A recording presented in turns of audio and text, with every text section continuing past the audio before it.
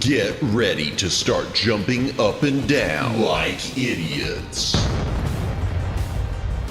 I may not be the world's greatest lover, but 17th place isn't half bad. It's Madamus of the Back Library, former Cosmic Defender turned archive curator, streaming throughout every week. Retro and modern game stream. Watch him fail. Yapping stream. He'll call you pretty. Karaoke stream. Prepare your ear holes. Movie and TV watch-along stream. Definitely not infringing copyright. Definitely. Bonus gorilla stream. Watch them for Harambe. If you don't watch live, Chibi Madamus will cry. Is that not enough? If you don't watch live, the dinosaurs will go extinct again. Don't blame me, I did not authorize any of this. Plus, why watch Madamus of the Back Library for free when you can pay for it? I'd like to talk to you about our special financing options. YouTube channel memberships starting at one incredibly low price. Less than all your favorite prescription drugs. And Madamus will moan the name of anyone who becomes a member live. Wait, what? New schedule posted weekly on X and YouTube. Go read it. Back that up. What's this about moaning? All streams scheduled in Eastern Time, God's favorite time zone. When did I ever agree to moan every member's name? Always streaming horizontal, never vertical. Just the way you like it. Quit changing the subject. Follow, subscribe, like, watch, do the things, have the fun. Okay, fine, as long as I'm getting paid. Madamus of the Back Library.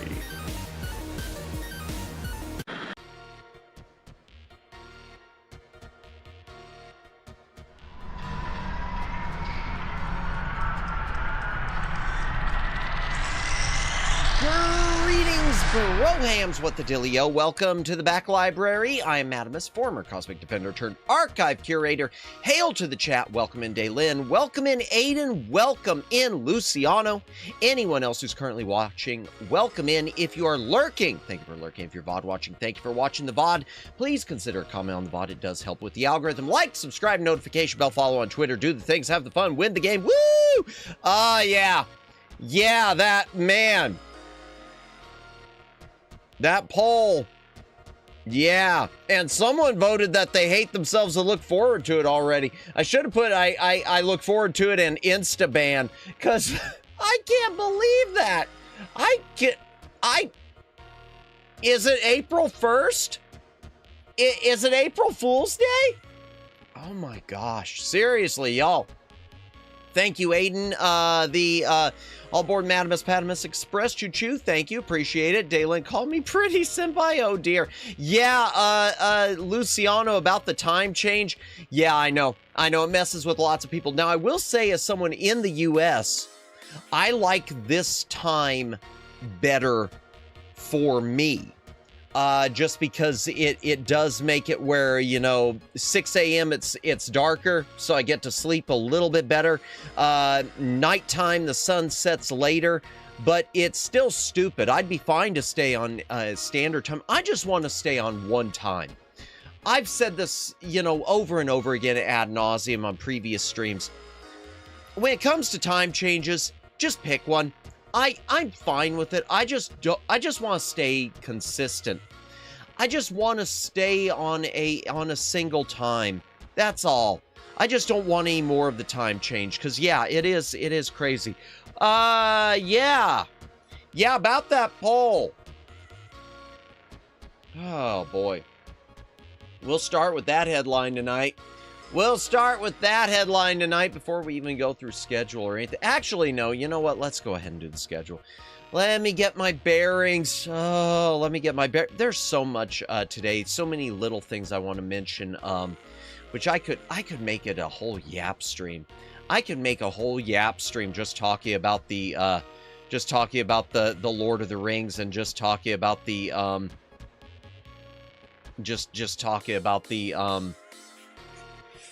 the Star Trek stuff and everything else. They're just all the things, and schedule for the rest of the week. Tonight, chat, we're going to be doing the NES tier list, continuing the NES tier list. Then tomorrow night, we're going to be starting. Before anything, how are you today, Madamus? You all right? Yeah, I'm doing fine. I mean, I'm still recovering from the, I hope everyone else is doing well as well. Still have, the allergies are beating me a bit, but I slept well last night. I feel like I had really, really strange dreams, but I slept well. I wish I could remember some of them. Yeah, hope you are doing well. Hope everyone else is doing well today. I guess I should have said that first. I don't know. I'm preoccupied with this Lord of the Rings thing. Thursday we'll be doing Sam and Max Season 1, starting that, so it'll be Episode 1.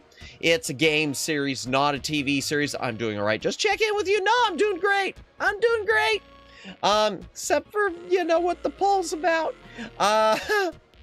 I still can't believe it. So there we go. Said that, and Sam and Max Save the World. And then on Friday, we'll be doing a Chuck Norris watch-along. Lone Wolf McQuaid. So, yay! Colbert, did a sketch once where he went to New Zealand and portrayed Aragorn's brother in the same parts the movies took place. Did he? Okay. Now, here's the thing. Here is my problem with it. And it's really easy for me to, it's really, really, really easy for me to explain why I hate this. And Colbert might be, let's just say hypothetically, let's say it's the cringiest thing ever, not funny at all, bit offensive towards high fantasy. Really? Okay, I've never seen it. I feel better. Well, I feel worse and better knowing that. The thing is, let's say hypothetically that Stephen Colbert was a Lord of the Rings super fan. Let's say hypothetically he's a Lord of the Rings super fan, and he's doing it because he loves Tolkien, okay? The first problem with it, J.R.R. Tolkien did not want a sequel. He didn't want it. From what I've read, and I don't know the ins and outs of Tolkien. I've never even read the books. I just follow up on all these things when it comes to major franchises and controversy that's happening about them. I've never read the books. I've just watched the different film incarnations, from the animated ones through the live action ones, the Peter Jackson films. And the thing is, I do know, though, Tolkien didn't want there to be a sequel. Welcome in, Omegs. Welcome in. I hope you are doing well today. I was doing well until I saw the Tolkien thing. I was doing well until I saw the Colbert thing. Oh my gosh. Let me see this real quick. Long ago and far away, before Stephen Colbert and Jon Stewart became the people they are today, I used to enjoy watching them. Ditto, Daylin. As someone who used to watch them on when I was really young and didn't even understand the politics of it, but when I used to watch Daily Show when I was too young to understand a lot of this stuff, but they were funny. Yes. No, 100, and the same can be said for David Letterman. David Letterman was once the king, in my opinion, of late night comedy, and then he became a bitter, hyper-political old man, and it's sad. Matt didn't read the books. Unsubscribe. I want to. The truth is, I want to. Those have been on my short list for years, and it's like I feel like, I don't know. I'm so worried that I'm not going to grasp them, because I know Tolkien goes into so much detail that I'm just worried that my brain's going to explode, but I want to do them. And yeah, I want to read all I want to read the core books, including the Silmarillion. But Tolkien didn't want to do a sequel. Apparently, Tolkien was asked about doing a sequel, or he talked about starting it at one point, but he didn't do it because the story had been told. He didn't want to do another one because the story was over. This was the story. Return of the King, was the end of the story. So if Tolkien didn't want there to be a sequel, there's a lot of hubris in someone else coming along and saying, well, I'm going to do the sequel. The hubris there is, in my opinion, just insane levels. So let's put that into, let's start with that. Tolkien writing is great, don't worry. He does go into long descriptive chapters, but they're far from being dull. Okay, I'll read it sometime. I will read it sometime. Yeah, it's one of those things I don't know why I haven't. I just haven't. A lot of people, no, I don't do a lot of reading. I never did. I did do a lot of reading, but it was always like pulp paperbacks of Star Trek and things like that. And some Battlestar Galactica mixed in. Classic Galactica, not the reboot. Speaking of which, we still need to do Briar Mayer's book on stream. We still need to do Briar Mayer's Magical Girl book. I think she was working on another book, too. I need to talk to her. I haven't talked to her sometime. How about now? We'll start tonight. We'll do a live reading, and that one will get me copyright struck. I do need to do Briar stuff. I haven't talked to Briar in forever. Briar Mayer's schedule changed. When she used to stop by, a lot of it was because her schedule lined up with my streams because of her working. And now it just doesn't. So I rarely get to see her. She rarely gets to see me. I need to get with her and see about doing that, and to see about maybe having her on for a YAAAP stream, because we're gonna have Shy Siren on next week. Week after that, we're probably going to be having on, as long as her schedule lines up, Lawnmower Girl again. I want to have Neko on soon. I keep promising a Neko collab, and it never happens. And I'd love to have Briar on, and I want to do the live reading of Briar's thing. Let me back this up a little bit. What was this? Only $99.99 after mail-in rebates. What are we talking about? What are $99.99? I don't know what we're talking about. Hydration break real quick, chat. If you got a drink, take a drink. Hydrate or dihydrate. I don't know if there was a previous message there and it ate it or what.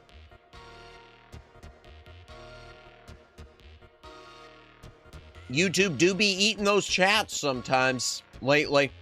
I don't know what the deal is with it.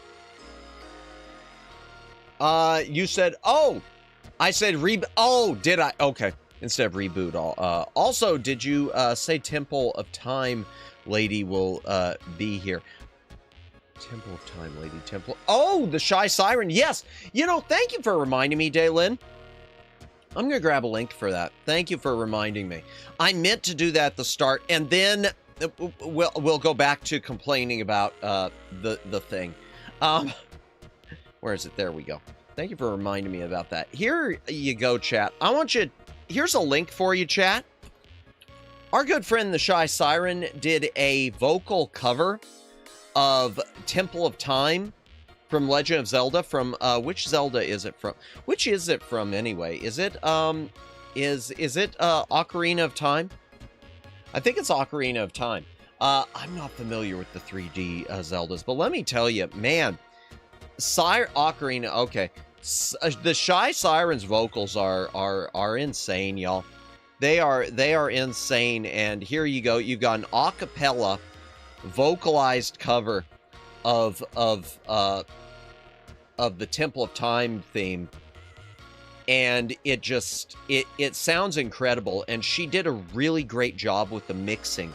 I know you could say, well, it's just a cappella, so mixing wouldn't be a problem. No, there's some really nifty sounding layers to this thing. And if this is, I know she mixed her she did the cover of the Claire Obscure, one of the songs from Claire Obscure as well, where she brought in my voice and some others to sing some of the French bits. And really, I think Siren's, if she's just starting out mixing, I think she's really already getting pretty darn good. Because yeah, that Ocarina of Time, that sounded to me, it sounded really professionally mixed. I wish she was here right now to hear these praises, because Siren, that sounded professionally mixed. I loved the way that sounded. There was something about the reverb and everything, and the harmony part that was stuck in there. That just sounded wonderful. So chat, if you get the, well, I'm not even going to say if you get the chance. I shouldn't put it that way. Chat, make sure you listen to that vocalized cover of Temple of Time. It's only about a minute 45, minute 30 to a minute 45. It's worth your time. Really great job, Siren. Congratulations and kudos. I hope that gets tons and tons of views, because it deserves it. She even covered the Door of Time opening at the end. Or was at the Master Sword? I'll have to double check that later. But I think she covered the Door of Time at the... Did she? Okay. I don't know enough of the music of it. I just... Because I've never played Ocarina of Time, other than just playing it for a few minutes, trying to get used to the controls through the GameCube copy. What do you mean it wasn't on GameCube? Yeah, there were two, really. There was an Ocarina of Time Master Quest limited edition disc and a Zelda's Collector's Edition limited edition disc that just has, it's just like emulated N64 versions on there. But yeah. What was I talking about? Great cover. Listen to it. Oh my gosh. The Colbert thing. So back to what I was talking about. For anyone who's interested in my 2 cents on this. First of all, we got the fact that Tolkien never wanted there to be a sequel. So you can't even call it Tolkien, okay? It's just like, you know, which brings me to a thing about the arguments about what is and isn't Star Trek, which I'll come back to momentarily, because that's something else that reared its ugly head thanks to this Starfleet Academy debate. But that's number one. Number two, Stephen Colbert is hyper political as a person. Whether you're a fan or not, Stephen Colbert is really a hyper politicized individual, and he's the type of individual who he cannot see past this isn't a political channel, but I just got to say it. He can't see past his hatred of Donald Trump. He just can't. His whole show has basically become, like all the late night shows, have become nothing but these one-sided political shows. The comedy is gone. Kimmel has gone nuts. Colbert has gone nuts. Jimmy Fallon, I don't know. He's just grasping. I just forget because I was in a hurry to get here, so I was distracted. No worries, I'm surprised I remember there was a second part at the end. I think she also mixed in some Ballad of the Goddess too. Okay. I have no idea. I just know it sounded good. Colbert is hyper-politicized, though. Even if you still are a fan of his, he is hyper-politicized. And the problem is, he doesn't know, he seemingly does not know how to switch that off. So, his approach to Tolkien, unfortunately, chat, is going to likely be through that prism. And so, whatever he does, instead of being just a continuation of what he sees to be the Lord of the Rings saga, the Hobbit saga, the One Ring saga, the Middle-earth saga, it's going to be meant to be with that prism. That political prism is going to be there, and it's going to break the thing. It's going to ruin the thing. He's the type of the problem, and some of you could say, how can you say that? How can you say you don't know him personally, Madamus? You're right, I don't. But looking at his body of work, he's just shown he can't help himself. Which is really, really, really sad. Because, yeah, and I don't understand.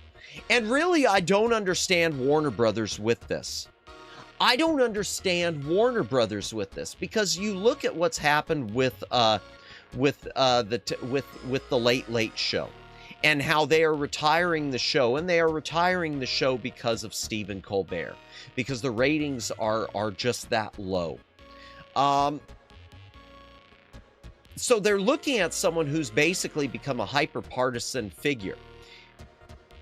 And they're putting him to be in charge of something that is a Rolls Royce in the in their Tolkien franchise. None of this makes sense. My first reaction, which I said as a joke, but I don't know if it is a joke. My first reaction is, I wonder if Warner Brothers is trying to drive down their own value before the Paramount deal goes through. Are they trying to devalue themselves? Because Paramount has devalued themselves with everything they've done to Star Trek. Is Warner Brothers trying to devalue themselves with Lord of the Rings?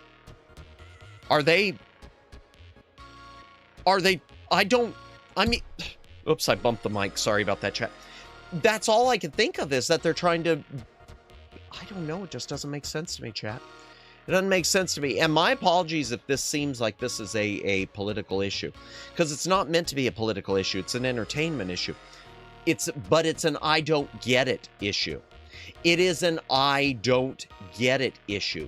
And I could say the same thing with the other side. I could pick someone from who is sort of synonymous with being right wing. Let's pick someone who does know how to shut it off. Who does know how to shut it off, but who would still be polarizing. Let's say Jon Voight. Okay, incredibly talented actor, Jon Voight. Jon Voight has made himself a political lightning rod. Great actor, political lightning rod. Even if I thought he could write the most amazing Tolkien thing ever, I would say he's not the right pick, because everyone's going to be thinking, oh, Is he going to be trying to insert a political agenda because he's become synonymous with a lot of political stuff? Is he going to be trying to put that in there? He wouldn't be the right person for it because of that. So none of this makes sense. Hydration break, chat. If you've got a drink, take a drink, hydrate or dehydrate.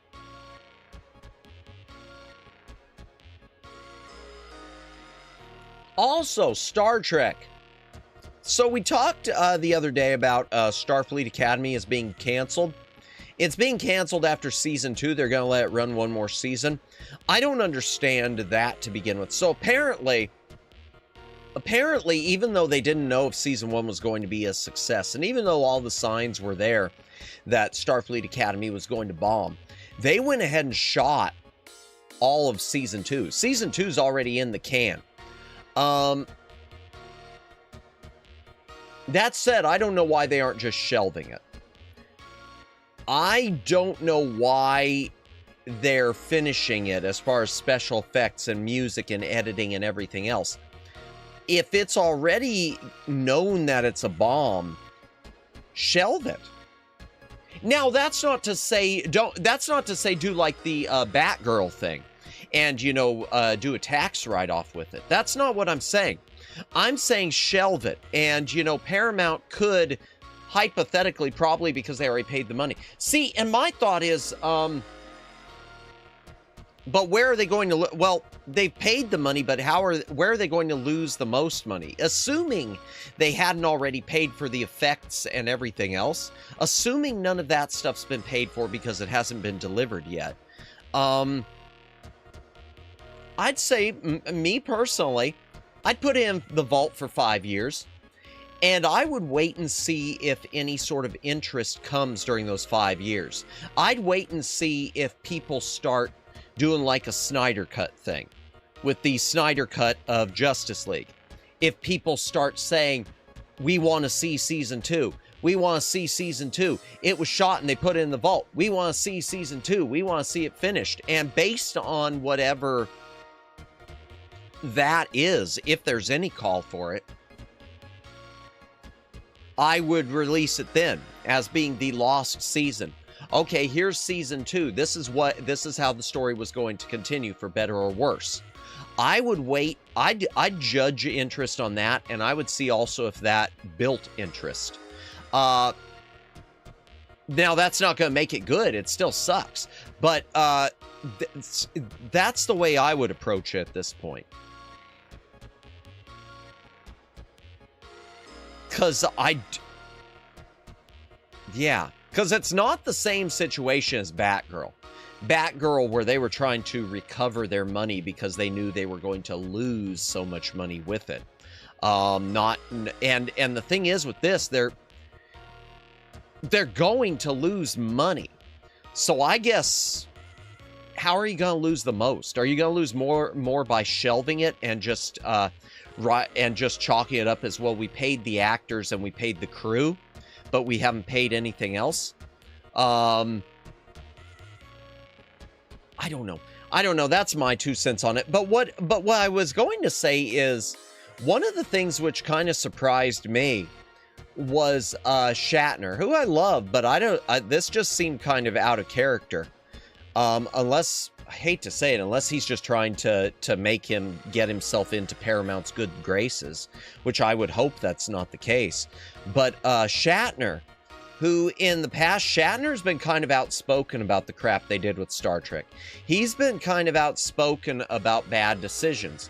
But now he's coming out there like defending Starfleet Academy, releasing some statement saying that, you know, trying to compare it to Star Trek The Next Generation. Trying to talk about how when Star Trek The Next Generation first came into the spotlight, how you had a lot of people who were condemning it as being not really Star Trek. On its face, that's a fair argument. On its face, that is a fair argument, but there are some weaknesses in it. Once you get past the face of it, there are some weaknesses in it. Number one, Star Trek The Next Generation was Gene Roddenberry's baby. So that'd be like me saying that the Star Wars prequels aren't really Star Wars. I can say that about the sequels from Disney because George Lucas isn't involved with them.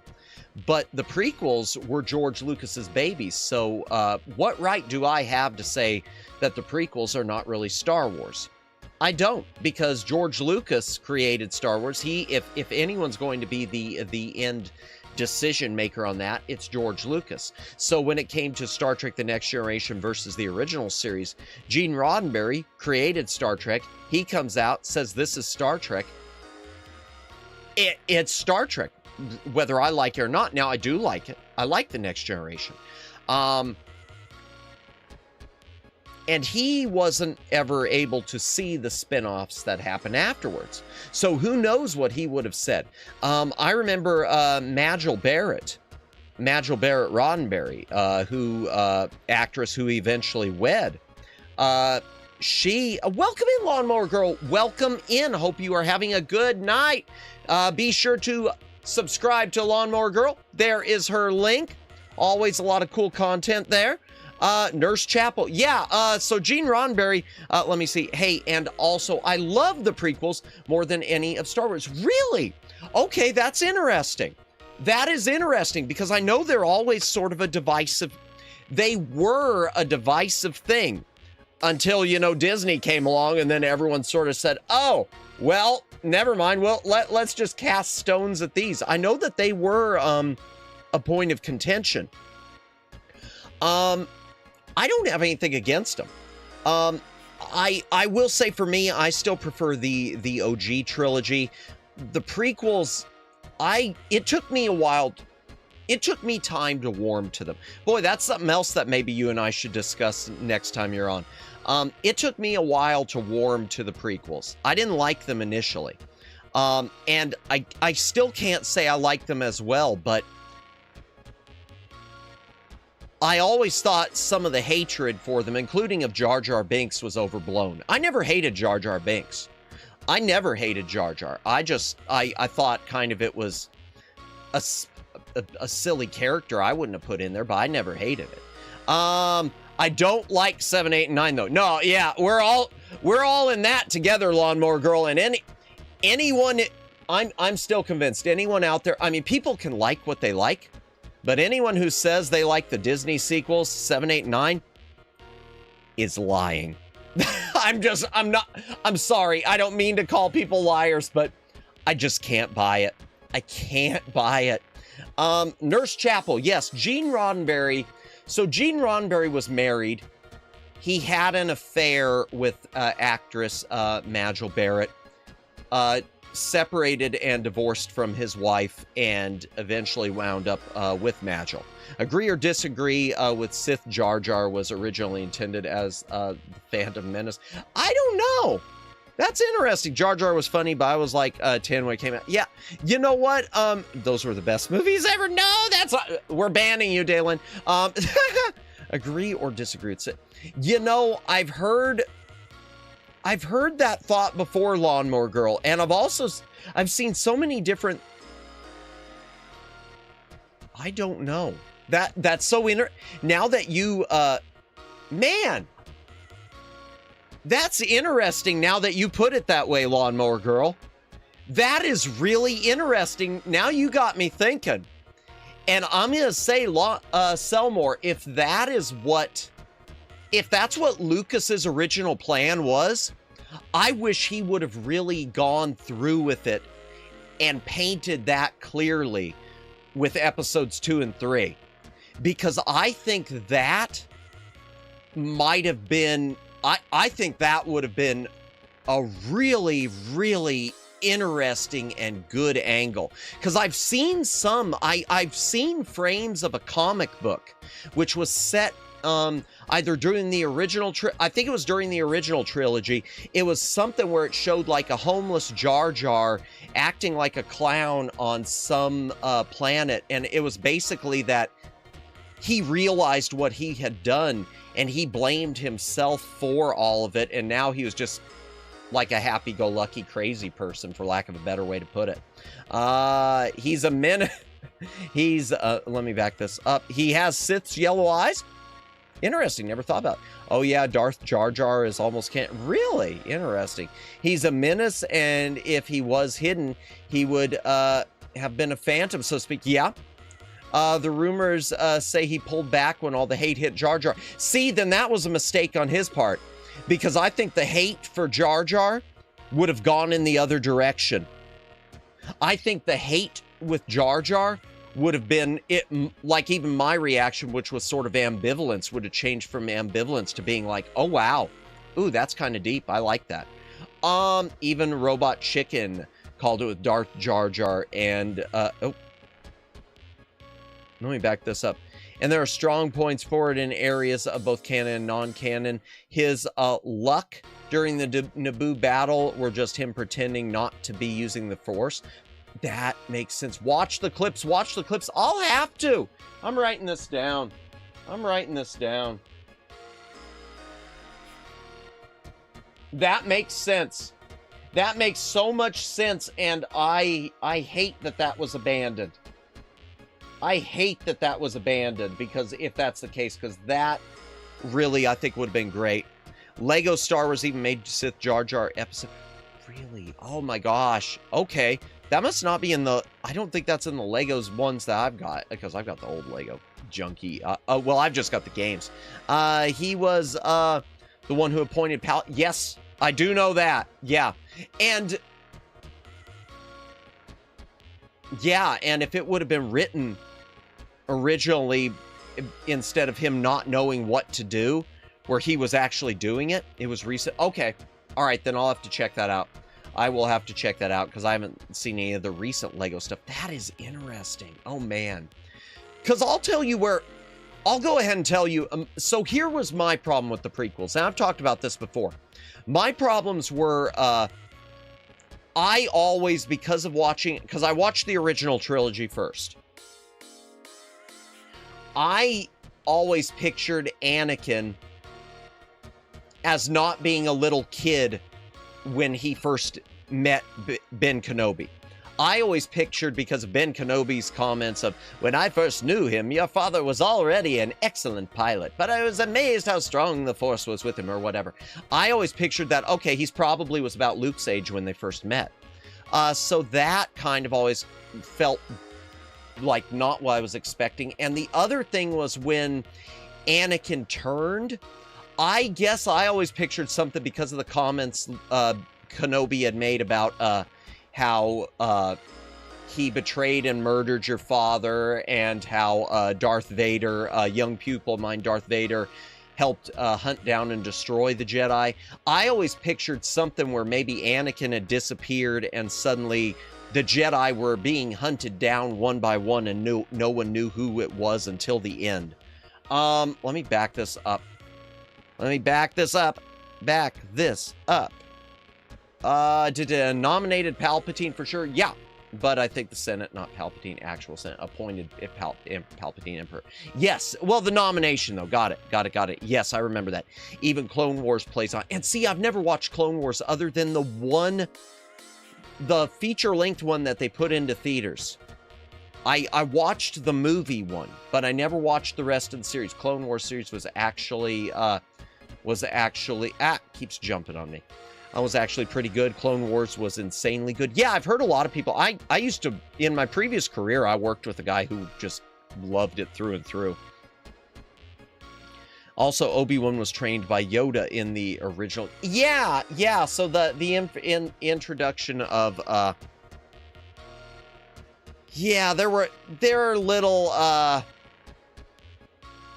little continuity things that I think could have been ironed out a bit better. I've done my John. Derailed the convo. No, this was on point. This was on point because we were talking about franchises and stuff, and I could get back to where I was, no problem. It bugs me, Qui-Gon becoming his master. I do remember the one thing, the movie was bad, but the series was good. Okay, well, that explains why I didn't watch the series, because I know I was disappointed in the movie. I thought it was okay. No, you haven't derailed it, really. Qui-Gon, I don't think. I don't know. Qui-Gon, if I remember correctly, Liam Neeson I don't know if he didn't want to be in the episodes 2 and 3 as like a ghost or what, but I know that he was unhappy. I remember there being some interview where Liam Neeson was talking about ducking out of Hollywood altogether because of episode 1, and it was all over George Lucas digitally altering the placement of his arms or something like that, and his reacting basically being that, you know, we're not even acting anymore, we just show up and stand for a green screen and that's it, this isn't acting, I'm leaving. So which I always thought was interesting, and I think it does paint a problem with sort of modern Hollywood and the big special effects blockbusters, everything being so digital to the point where the actors almost feel redundant, you could argue. Yeah, I'll send you proper Jar Jar Sith links in DMs. I appreciate that, Lawnmower Girl. I'll take a look at those later. Thank you so much. Thank you, thank you. Hydration break, real quick chat. If you got a drink, take a drink. Hydrate or dihydrate.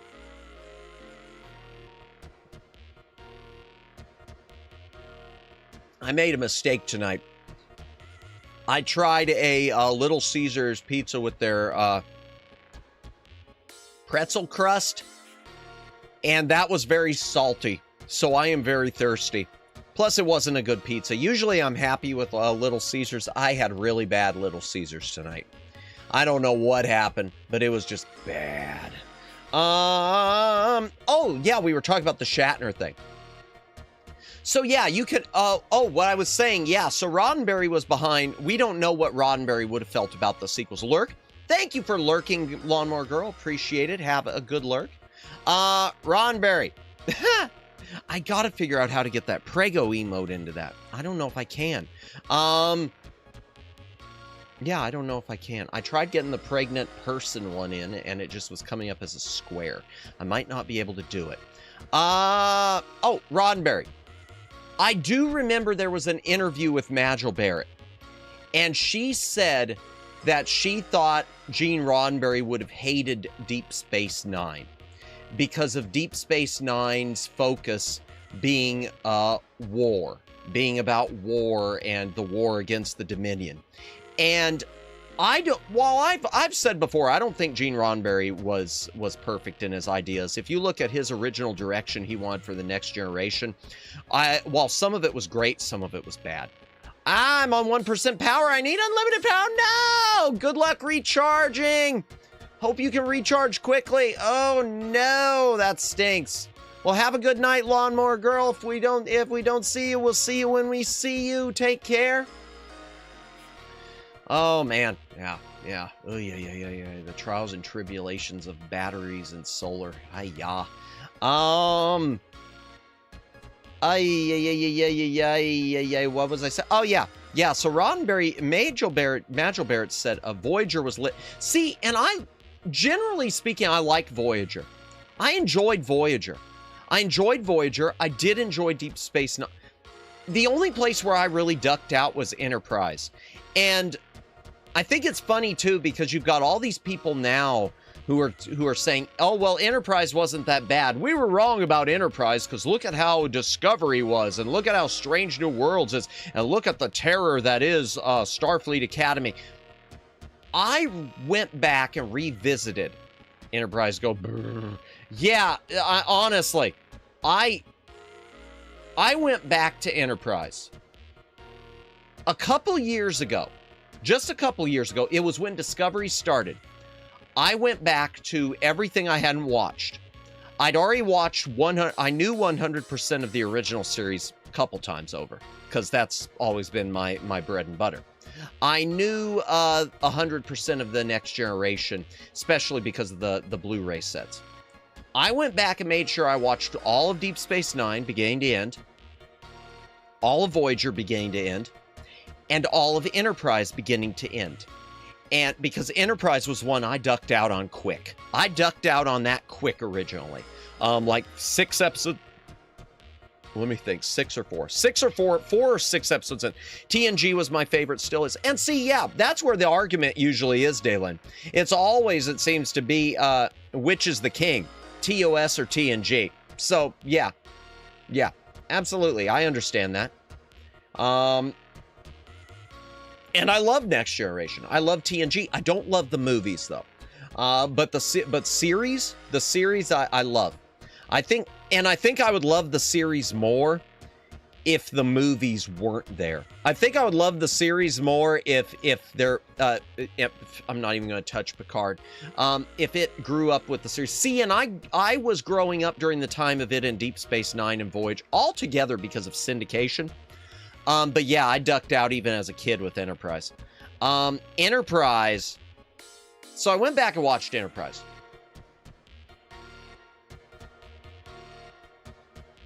Discovery being awful and Starfleet Academy being abysmal and Strange New Worlds being meh, that does not magically make Enterprise good. Enterprise was not great. It wasn't great. You can rewatch it now and maybe you'll like it a little better, but it's just not great. It's not great. Are there a few good episodes in there? Sure. A lot fewer for me than there are for some people. The finale is the finale is trash. There's no way around that. Yeah, Enterprise is not good. Just because other stuff is worse doesn't make it somehow better. Other stuff being worse doesn't make it better. But I'm digressing a lot. Channel 4 at 11 p.m. on basic cable. Oakley dokley. Nice and nice.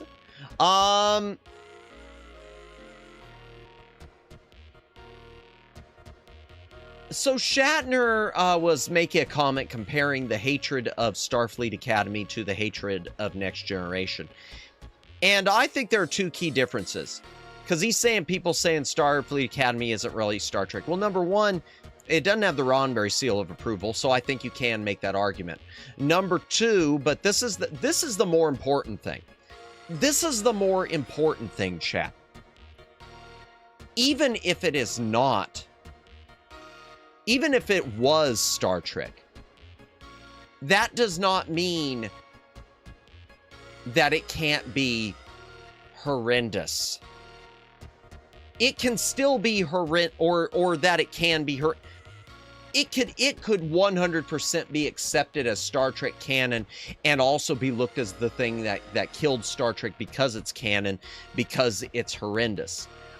So I feel like that's something that William Shatner's missing in his argument. And I love Shatner, but I do feel like he's missing that the argument that, yeah, that the Roddenberry, the argument that is it really Star Trek, is it I feel you can make the argument that it's not really Star Trek. I think that's a valid argument.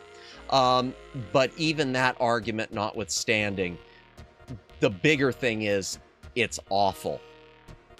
It's awful, it's awful, it's awful. And that begs the question too, and that leads into the is it really Star Trek? Because if it's that awful, should people acknowledge it as being canon, or should it be dismissed? I mean, for me, I got my own headcanon on a lot of things. Not a headcanon like rewriting things, but headcanon on where things end. I know Lawnmower Girl and I have talked a lot about Doctor Who and our opinions on it and its continuation. And for me, personally, I just kind of... I don't know. I ducked out a lot sooner than her. She still watched it and continued watching it and waiting for it to come back from its current hiatus to see what direction they go. And admittedly, I'm curious what direction they'll go. But in my own mind, Doctor Who ends with the Husbands of River song. Because I think where the problem started is with Capaldi's last season. And for me, the Husbands of River song just works as a good finale. It works as a good finale like the finale of Star Trek The Next Generation, All Good Things. All Good Things did not end the journey of the crew of the Enterprise. It wasn't that sort of an ending, but it was an appropriate finale. That time Samuel Beckett leaped into a starship captain. Yeah, I kept waiting the whole time. The whole time I kept waiting for Captain Archer to say, "Ow, what does Ziggy think?" That's my one Quantum Leap joke. I have hardly watched any Quantum Leap in my life. Hydration break, chat. If you got a drink, take a drink. Hydrate or dihydrate.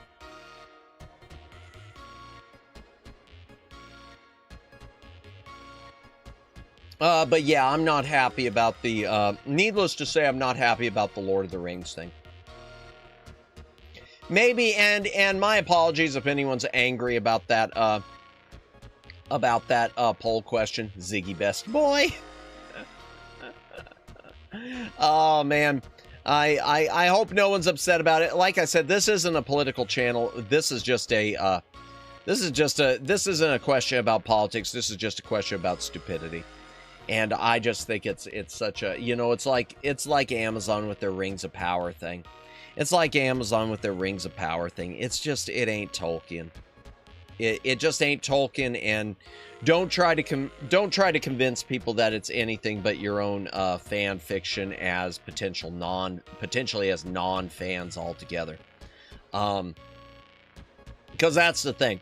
You hear a lot of people talk like with Amazon with the Rings of Power, and they make comments like against Tolkien, like talk about the injustices of not showing female dwarves and stuff. And, well, whatever.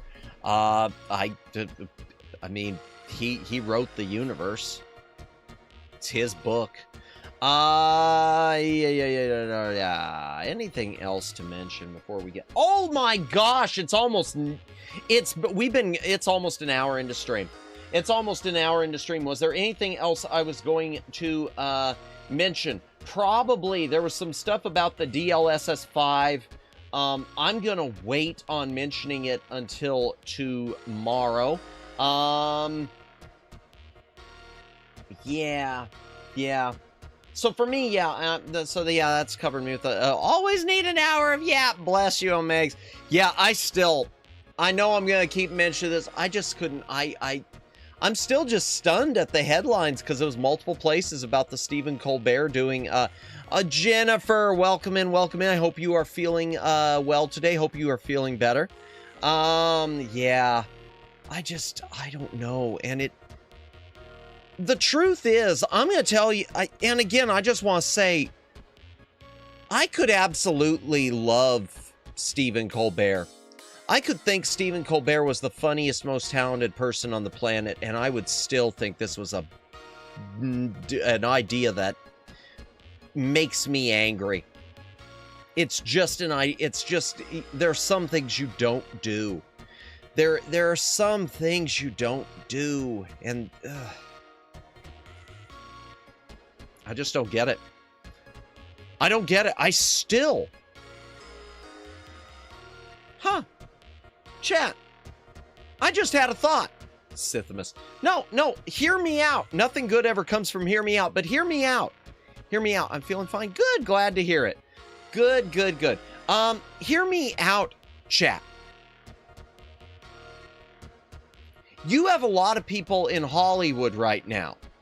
A lot of people in Hollywood who are condemning the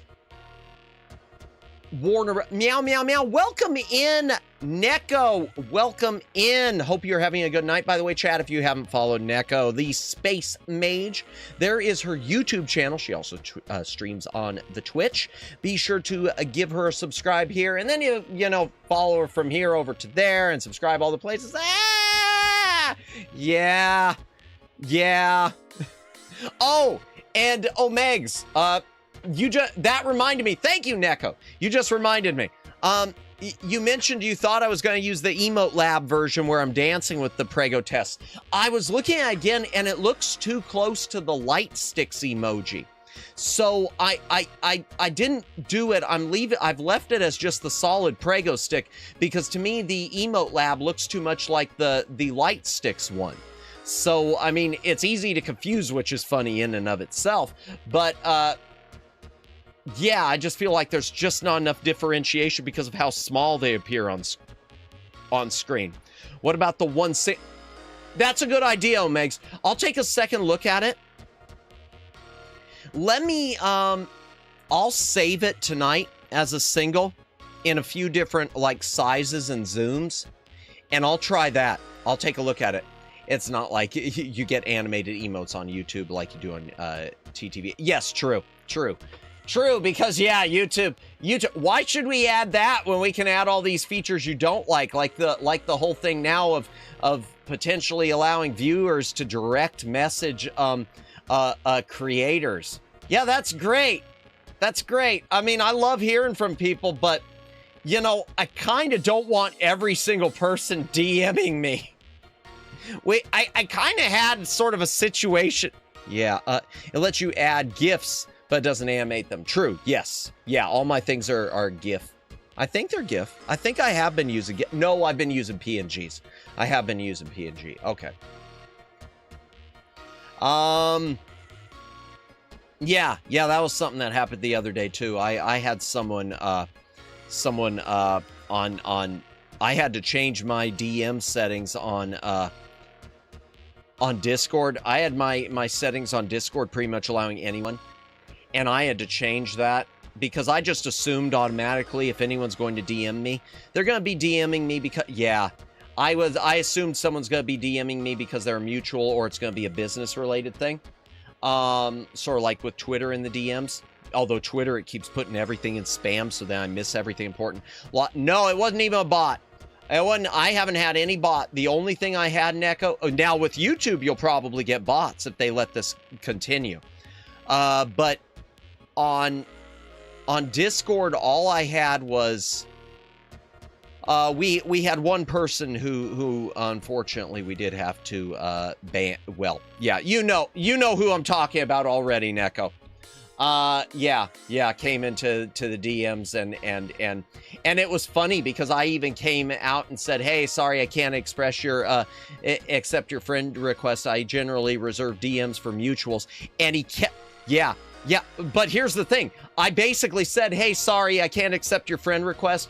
I usually only accept DMs from mutuals," and then I deleted the thread. Kept DMing. I don't know why I didn't just hit ban then. I genuinely don't know. Something came. My brain just got soft.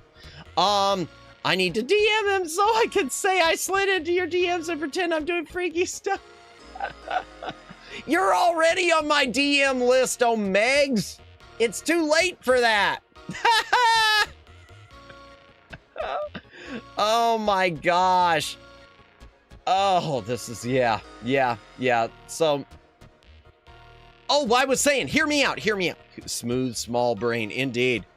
You're legit the only reason I check my Twitter DMs. Oh, yeah, well, this wasn't Twitter. This was on Discord. Twitter, the only people I really DM, okay, Neko, this is the weirdest thing. So I've started using Discord for most of my DMs, okay? And yet, everyone now, I've like told people, hey, I do check my DMs on Discord. But everyone now, because they're so used to DMing me on Twitter, keeps DMing me on Twitter. Okay, yeah, but it's not just you, it's everyone else. In fact, I forget, there was someone I even said, you can email me on Discord if you'd rather. And they just, no, that's okay. Great, so now I have to check them both. Vice, welcome in. I hope you're having a good night. We'll get to the tier list. I promise. We're doing a tier list. I promise. Yeah. Always bots. So, yeah, Twitter is bots. But Discord, I haven't had a problem with bots. But Discord, I did have someone DMing me there who I was not a friend. More YAAAP, less tier. I mean, the tier is a YAAAP.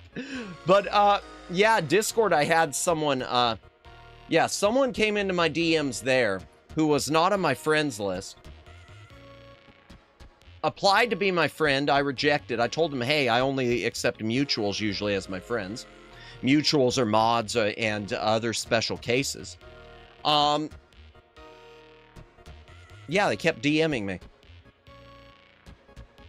I was just looking at this and I felt like, am I the stupid one here, or is I don't know what's happening. Oh gosh. So Hear me out on the Stephen Colbert Lord of the Rings thing. Hear me out. Madamus just had a thought. Madamus is putting on his tinfoil hat. Okay, I'm tuning in the tinfoil hat. DM tier list. Welcome in, Twin Opinion. Welcome in. I hope you're having a good night. Oh man, hear me out on the Colbert thing. You've had a lot of people in Hollywood lately condemning the Warner Brothers Paramount purchase, condemning this potential merger. They've been asking the government to shut it down. They're saying it's creating a monopoly. I don't know why they'd rather go to Netflix, have it happen with Netflix than with Paramount, because to me, in both cases kind of suck, but one is worse than the other, I think. But so the point is, you got a lot of people in Hollywood not happy about this.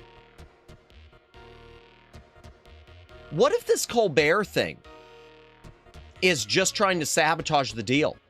Paramount's owner is Trump's friend. It's political. Okay. I didn't know that. I didn't know anything about that. Okay. But hypothetically speaking,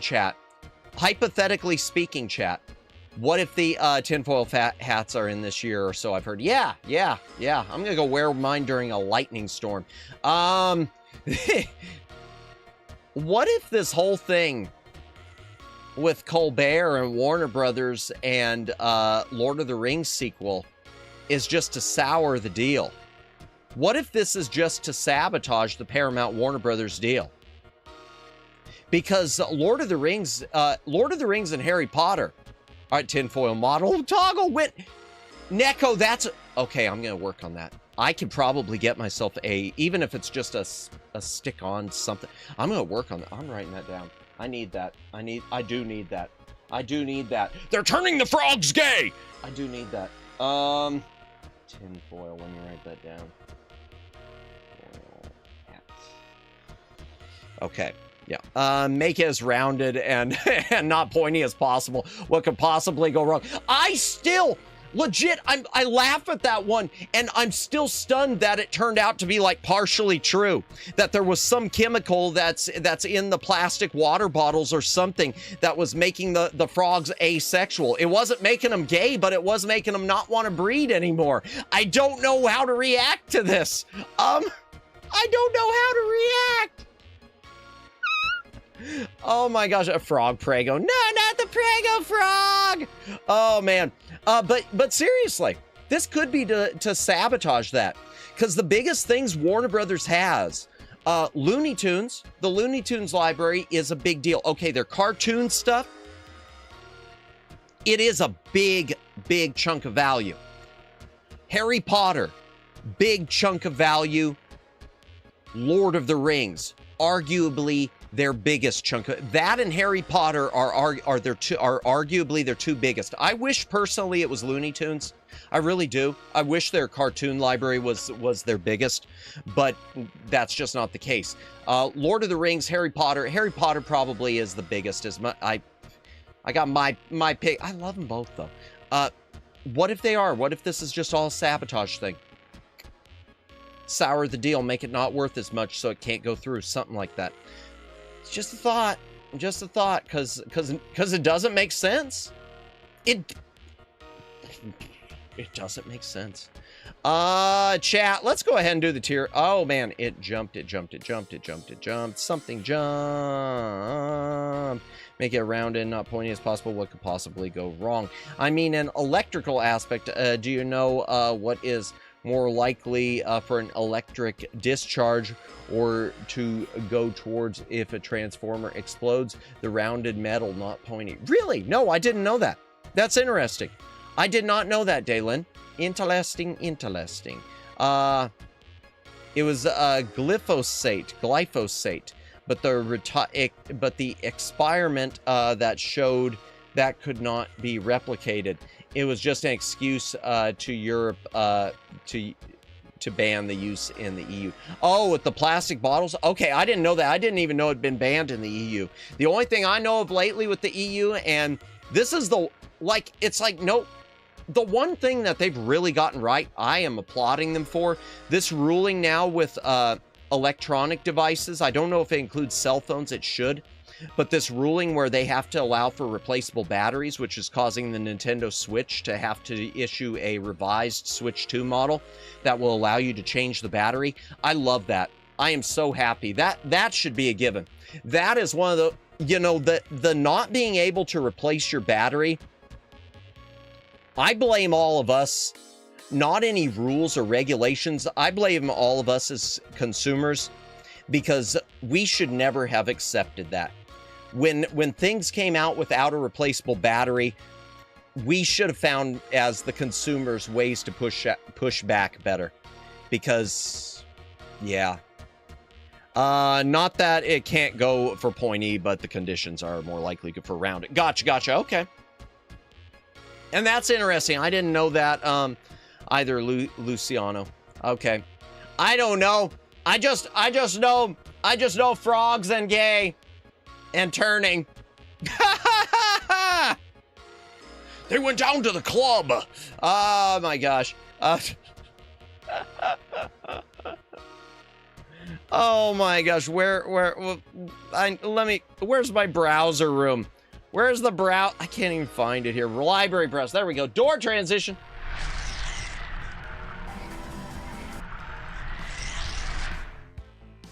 I think that's the right music. Let me make sure. Yeah, that's it.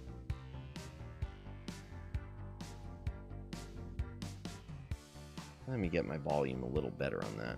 Just a moment, chat, and we will be continuing the tier list finally. Hydration break again, because I had the stupid pizza. If you got a drink, take a drink. Hydrate or dehydrate. Is Wednesday there? All right, chat. One's in chat if I should leave Wednesday. Two's in chat if I should leave her, let her keep dancing.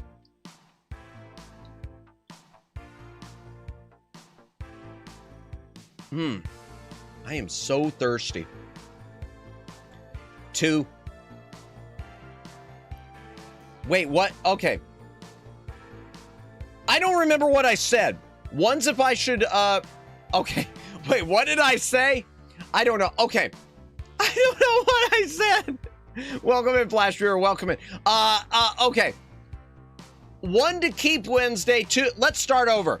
Are you now? Is that an AO? I don't know what I am saying. I don't remember. Okay, let's try this again. 1 to leave Wednesday. 2 to take her down. It was 1 for remove. 2 to keep dancing. Okay, 2 to keep dancing. 1 to remove. Okay, 1's in chat to let her, okay, yeah, oops. I don't know. Thank you, Daylin. I'm gonna go with what Neko said, chat. 1 to remove her, 2 to keep her dancing. All right, so we've got a 2, we've got a 2, we've got a 1. So 1 to remove, 2 to leave her dancing. 2 to leave her dancing, 2 to leave her dancing, 2 make, yeah. There, okay, well, there. Well, make a, I should make a poll. You know what? Yeah. I'm going to do a poll. I'm going to do a proper poll. I'm going to end that one. We already know the answer. I hope everyone involved with it goes broke. Someone said, a few people said they hate themselves and look forward to it. I don't know who you are anymore. I do not know who you even are. Oh my gosh, I still can't get over it. It's crazy, ain't it? Let's start a poll. The dancing girl who is visually distinct from Wednesday Addams for legal reasons.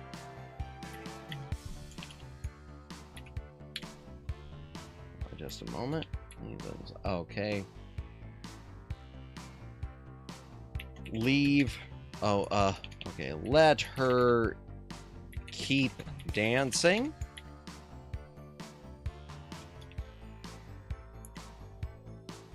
Just a moment. Let her keep dancing, period. Send her home. The dancing girl who's visually distinct from Wednesday Addams for legal reasons. Okay, there we go. There's your poll. I'll run that for a minute. We'll run that for a minute. Madamus, I quoted you. No, I know you got it right, Daylin, because I realized I said something that didn't work, so then I said just go with what Neko said. That's... Wait, let her dance, make, yeah, a poll, yeah. Why would you ever want the dancing to stop? I don't know, because it was meant to be there for full moon streams, and then I accidentally left it.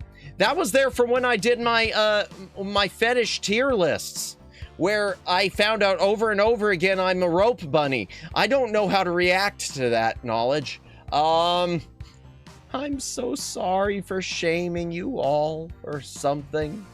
Okay, let me go ahead and end the poll. Rope bunny, no! All right,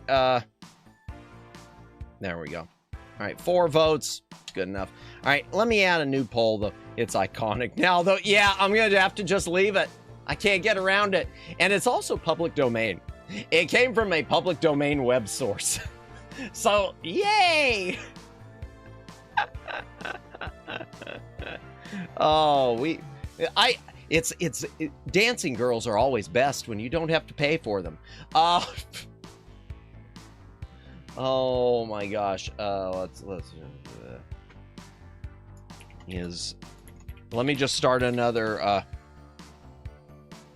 poll for no reason.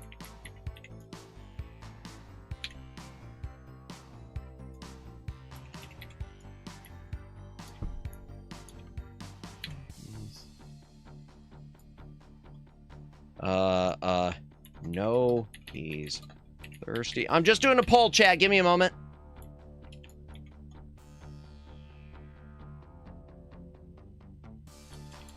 No, he needs more hydration. I was going to say he's thirsty, but I want to leave that. 78% submissive. There we go. Is Madamus okay? No, he needs more hydration. So okay, there we go. Here's your poll for the night. We're done with the Colbert poll. There's the poll. I don't know what to put there. Okay. Let me take another hydration boy. Ooh, I'm about to vote yes. Oh, hydration break again. If you got a drink, take a drink. Hydrate or dehydrate.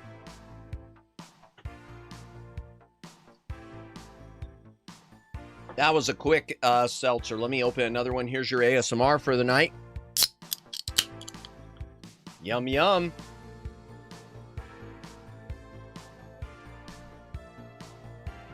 Man, I knew that was going to get all the votes. I knew that was going to wind up getting a bunch of them. It's my own fault. It's my own fault. Welcome in, Professor Lithium. Welcome in. I hope you are having a good night, but you were less rope bunny the second time. Keep it up and you'll eventually become say-so. I mean, it did say I was 100% vanilla too. That's got to count for something. All right, we'll let her keep dancing. Okay. I'm just watching that number bounce around, but it still stays where it is.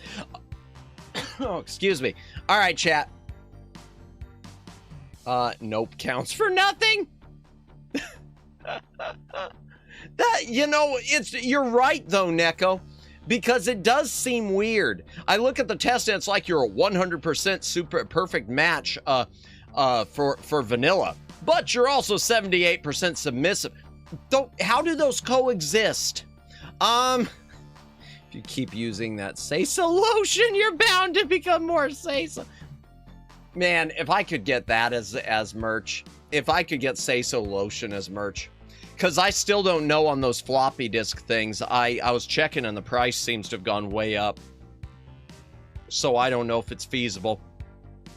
It's sort of back to where it used to be, where it wasn't. It's like it went down and then it changed. Okay, I want to check before we start adding things. And I'll upload the list of a copy of it on YouTube and on Twitter every time we finish it for the night. It's dependent on how you answer specific questions. Yeah, they're either ors or not full percent. Yeah, got it. I got it. Yeah, we took that second test. That one was a bit different. I don't even remember what it came out as. I'm gonna move a few. There are a few of these I want to move because I've thought about them. Let me back this up. Let the record reflect that sufficiently distinctive for legal purposes. Sunday Cadams is to keep dancing with a unanimous yes vote. Yeah. Yeah. It puts the say-so on its skin. Oh, no. Okay, I do want to move a few of these. There's a few of these that I've changed my position on, chat. First of all, Dino Ricky. The Adventures of Dino Ricky or Riki. I'm moving it to C. I don't think it's really a B. I think I was sort of trying to convince myself it was a B. It's not a B. The second is here in the C. I'm moving 8 Eyes down to D. 8 Eyes, there's no way that 8 Eyes is better than Blues Brothers or Bugs Bunny Crazy Castle. There just isn't. Or some of these others. It's just not. It's the difficulty curve's crazy. Cabal I'll leave, even though I'm still kind of debating it. There was another one I was going to move to, I think. No, there's no others I was going to move that I could think of. C will leave. All right. D, everything stays the same. F, everything stays the same. Time for some others. Hattress! Oh boy. So, the creator of Tetris, I don't understand.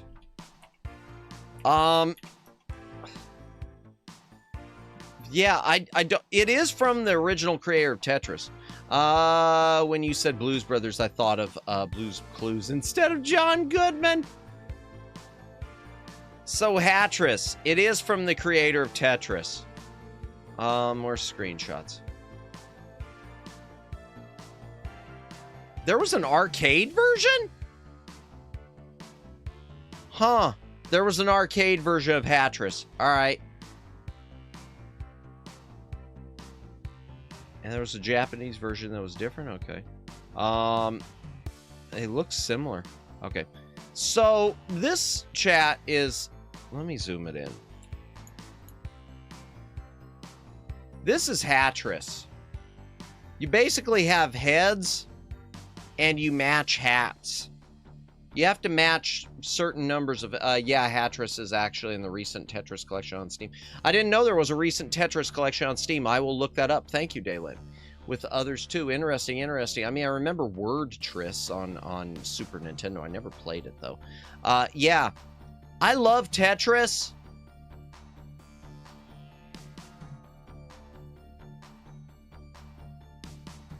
But I just think this is stupid. I'm sorry. I don't know what to... I don't know what to make of it. Collecting money, gain 5 crowns together in a column. You collect money by stacking 5 hats the same.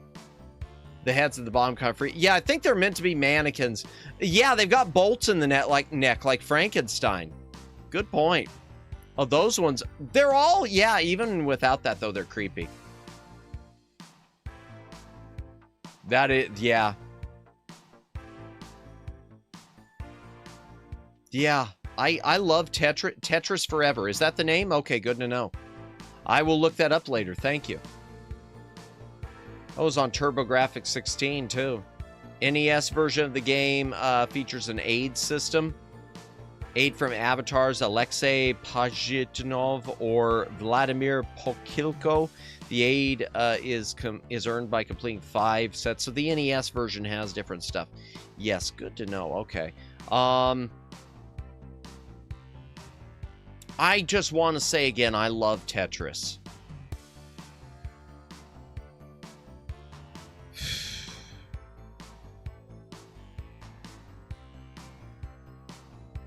I am going to put this one in not D.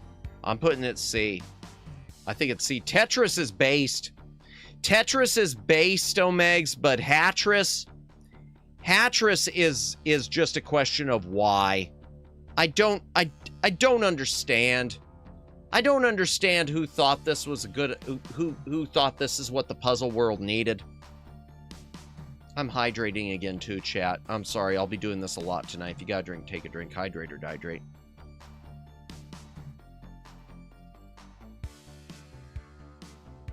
Oh yeah, I finally added a slide to for Yeet City to the opening loading slideshow.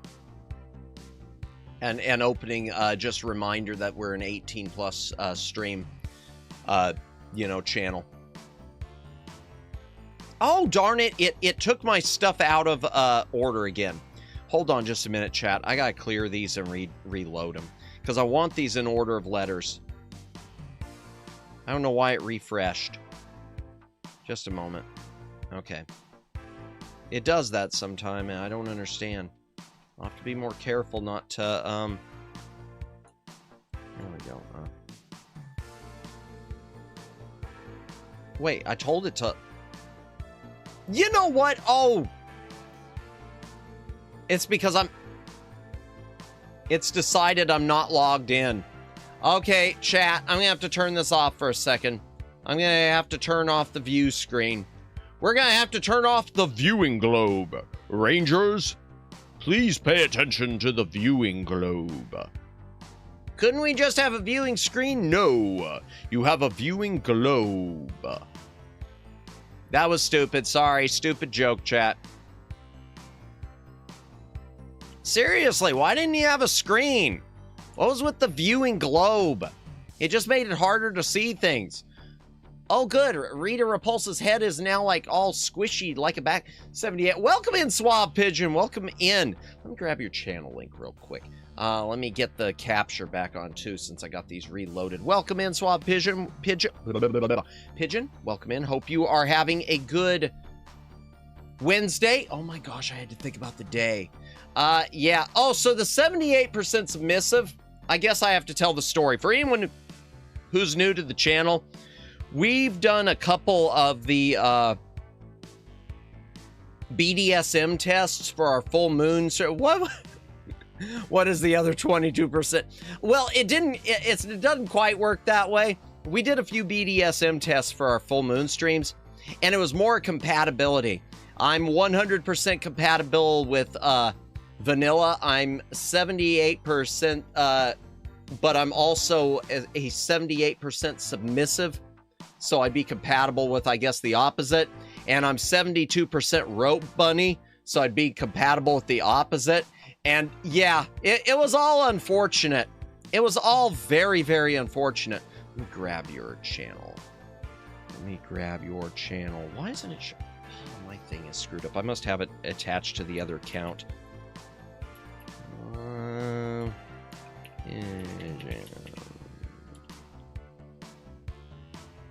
we go. All right, just a moment.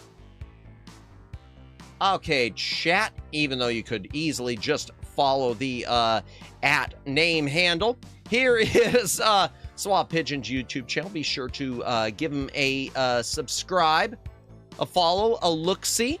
Yeah, I don't remember what my results were. Yeah, I just remember that one. I remember that one. Oh, no, not at all. Not at all. No problem at all. Hope you're having a good night. Let me switch my mouse back over to the right source. Just a moment. All right, so we did Hattress. Hattress, we're given a C.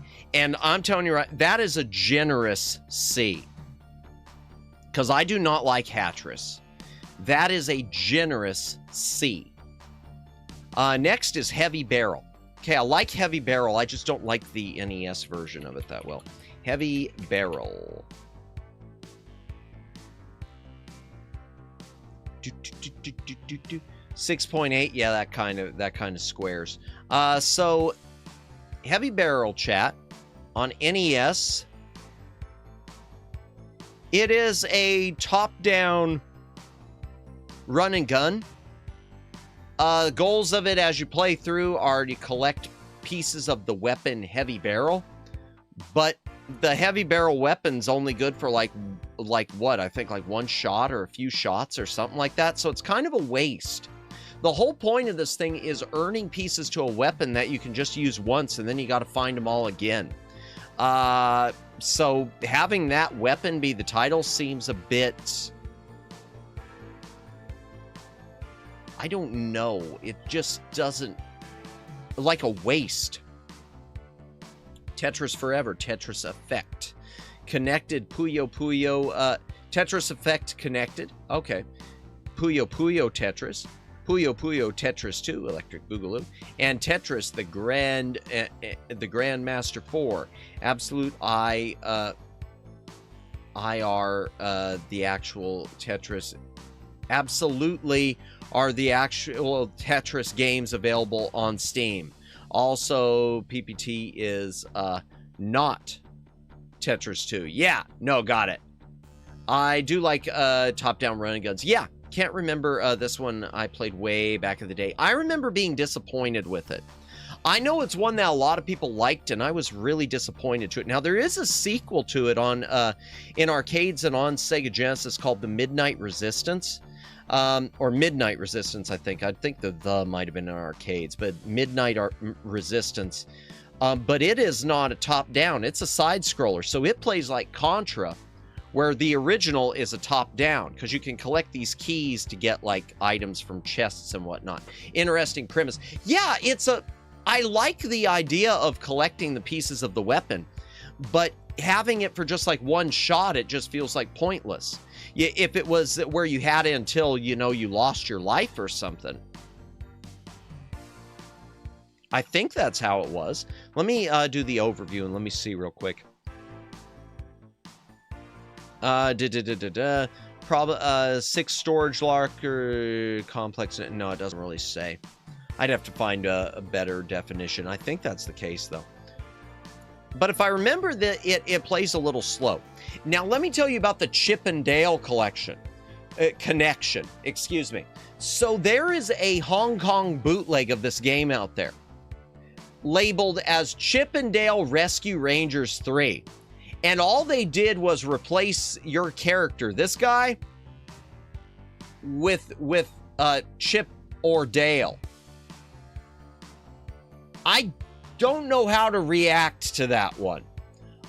In fact, I've seen some people have like retitled it like Chip and Dale 3 Vietnam, you know, like trying to make it like a Vietnam, like a Rambo thing.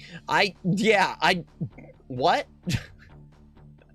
Seriously, if you were gonna reskin something to like to grift, you would have changed like a Mario game or a Tiny Toons game into Chip and Dale to make it seem like it was a sequel, but not. Taking Heavy Barrel and changing its main characters to Chip and Dale, that's just weird. So about the game itself, where does it go on the tier list? I gotta be honest. I've got to be honest, and it goes into C. It goes into C. It's just not my favorite. I like these type of games, but it's just not my favorite. I'm hydrating again. If you got a drink, take a drink, hydrate or dehydrate.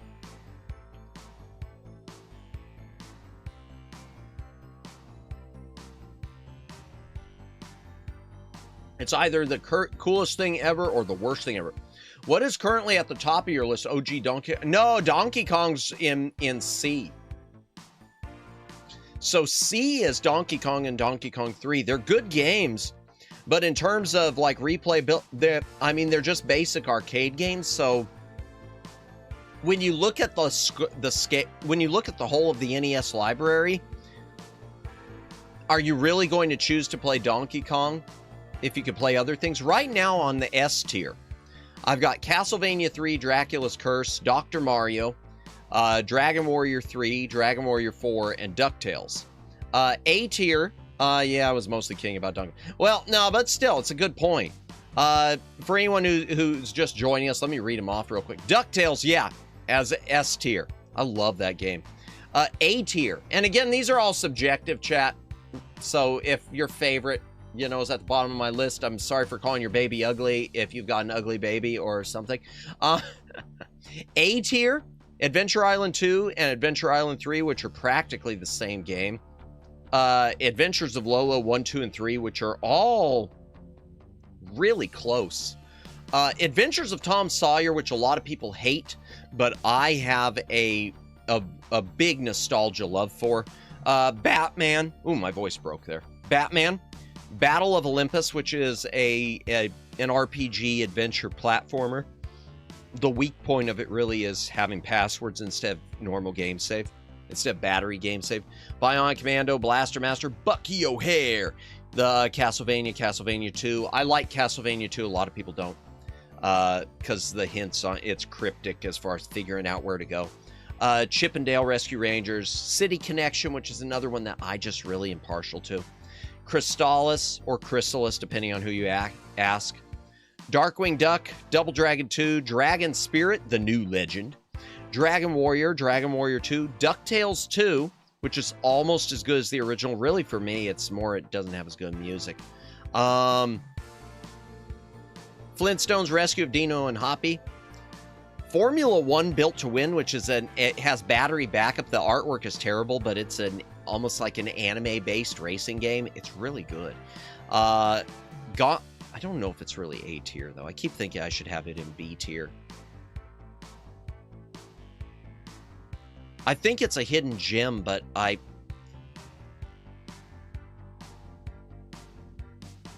making a change. I'm moving Formula 1 to B tier. Because it's good, but yeah. Gargoyles Quest 2. First one's only on Game Boy. Gauntlet 2. Ghost Lion, which is a JRPG that gets very little attention. Gremlins 2 and The Guardian Legend, which should... I'm tempted to make that A tier, but not. B is 3D World Runner, 1943, Air Fortress, Alien Syndrome from Tengen, Arkanoid, Astyanax, Batman Return of the Joker, Battletoads Double Dragon, B-52, Bubble Bobble, Barai Fighter, Captain Skyhawk, Castle Quest, which probably should be C, but I'm leaving it B. Chip and Dale Rescue Rangers 2. Clash of Demon Head. Cobra Command, which I think is good. A lot better than people give it credit for. Codename Viper, which is Rolling Thunder, but not. Destiny of an Emperor, which is a JRPG, but the battles just... I don't know. They just seem to go on forever. Disney's Adventures in the Magic Kingdom, or Adventures in the Magic Kingdom, which could have been a contender. Double Dragon 3, Fantastic Adventures of Dizzy. Faxanadu, Felix the Cat. Fester's Quest. Firehawk, Formula 1 Built to Win, which I just mentioned because I moved it. Ghosts and Goblins, Godzilla, Monster of Monsters, Godzilla 2, War of the Monsters. Golgo 13, Top Secret Episode. Guerrilla War, which needs a little more challenge. I love it because it's the fastest run-and-gun top-down shooter I've played on NES, but it's also the infinite continues, make it infinite easy. Gunsmoke, which I like, and Gyrus. C tier, we've got 1942, Advanced Dungeons & Dragons, Dragon Strike, The Addams Family, Adventure Island, Adventures of Dino Riki, or Ricky, whatever. Ricky!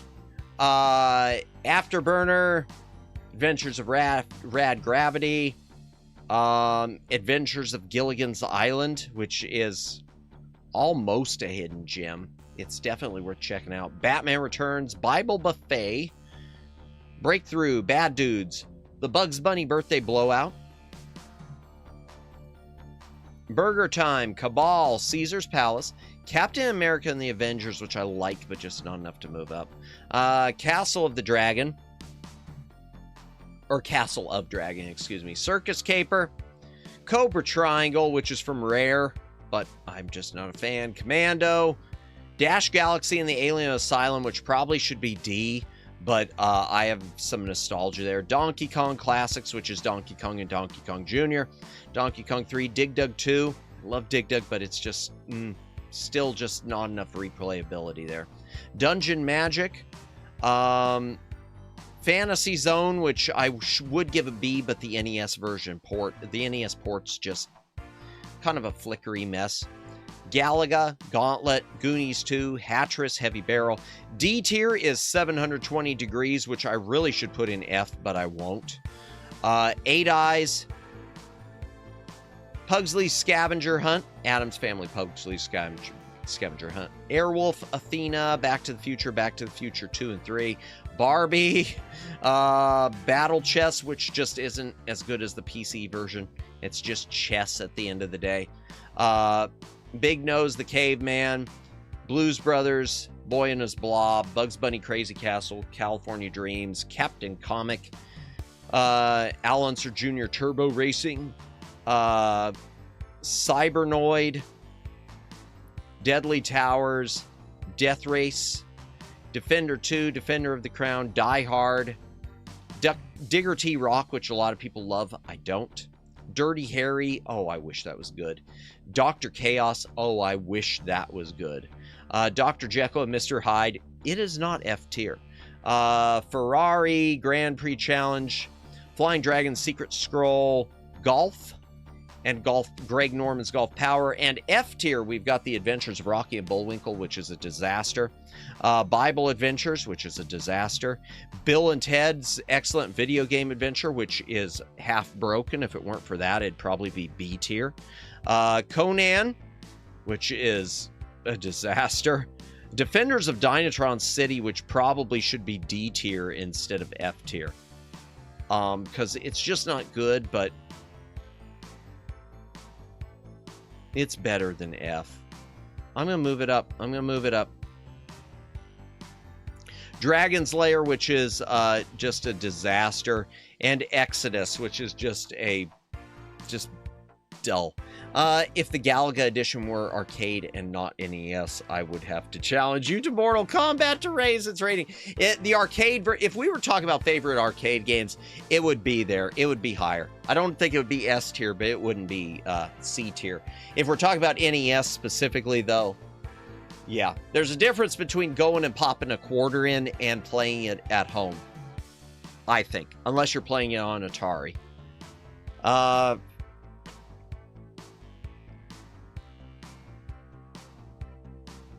Yeah, I think it's fair I moved Defenders of Dynatron City up. Well, no. No, it's not. If anything, I should... Well... No, it's not. I thought the game was unplayable, practically. Hydration break again. I'm going to do this all night long until I pee for a week. Why did I say that out loud? If you got a drink, take a drink. Hydrate or dihydrate.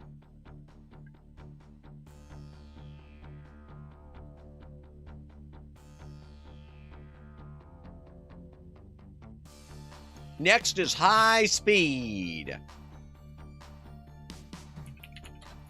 I love pinball, but I got to condemn this one. I love pinball, but I've got to condemn this one. So this is High Speed, chat. It's based on the real Williams table of High Speed. World's #1 pinball. It's programmed by Rare. Okay. We have Galaga at home. Yeah, that about sums up the NES experience. Yeah, and it plays fine. I like the NES edition. It's a good port. But at the end of the day, if you have to choose on NES between playing Galaga and playing, let's just pick something random from B tier. Let's say Batman Return of the Joker. Which one are you going to play? If you have a choice between that and Batman Return, Double Dragon, Goonies 2, you're probably going to play one of those that has more to it. Arcade, it's different. You walk by a copy of Galaga in the arcade, you pop a quarter in. So this is High Speed on NES. It uses a lot of dithered graphics. So if you watch this, if you look at this on a CRT TV, chat, it looks pretty good. But, you know, without a CRT TV, it kind of looks messy. One of the problems with this is they do weird scrolling. Looks good. Yeah, and on a CRT it would look nice. Now the look real nice because there's a lot of detail. One of the weird things they did with their 2 pinball games they did this in Pinbot. They scroll the flippers, as you can see here, up and down the screen following the ball until it gets to the bottom and it settles in place. I don't understand that, and it kind of really throws you off with your timing of hitting the flippers. Imagine if they ported this Super Mario Bros. 3 table to NES. See, something like that I think would have been awesome.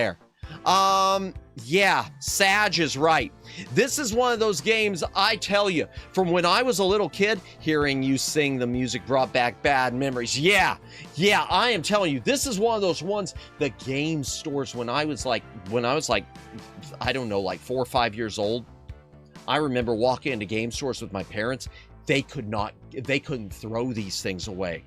They couldn't throw these things away. Now it's like suddenly, you know, you're paying $15 for it, but you could not. They couldn't get anyone to get rid. I remember they tried to pawn it off on me as a little teeny tiny kid here, because, you know, mom and dad had introduced a little Madamus to the NES, and so he goes into the store and is looking at stuff, and oh yeah, you know, that's kind of like Zelda. That's a pretty good game. And then I made the good decision of, can I try it out? So it's a jousting game with a single repetitive song. Yeah, kind of, sort of. In Japan, they called it Special. Okay, and Japan might have a little better graphics on it, too. No, that's the NES one.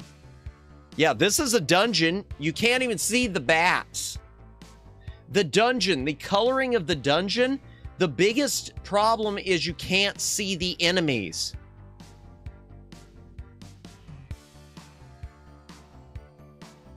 Okay, yeah, this is the US version. Here we go. Because the coloring is different. And it's always played in this window, and the scrolling on this chat is not smooth at all. It's very jittery. It feels like it's like 10 frames per second or 15 frames per second.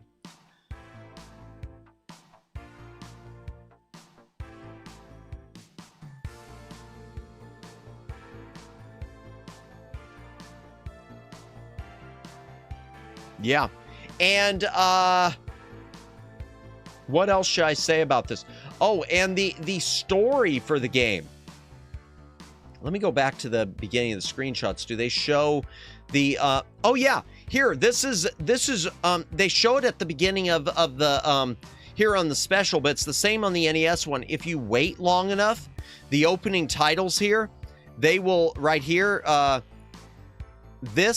they will show you the cutscene, and the cutscene is literally just right here. It is this dragon walks over, takes the princess. That's your cutscene. Evil wizards roaming the countryside. Yeah.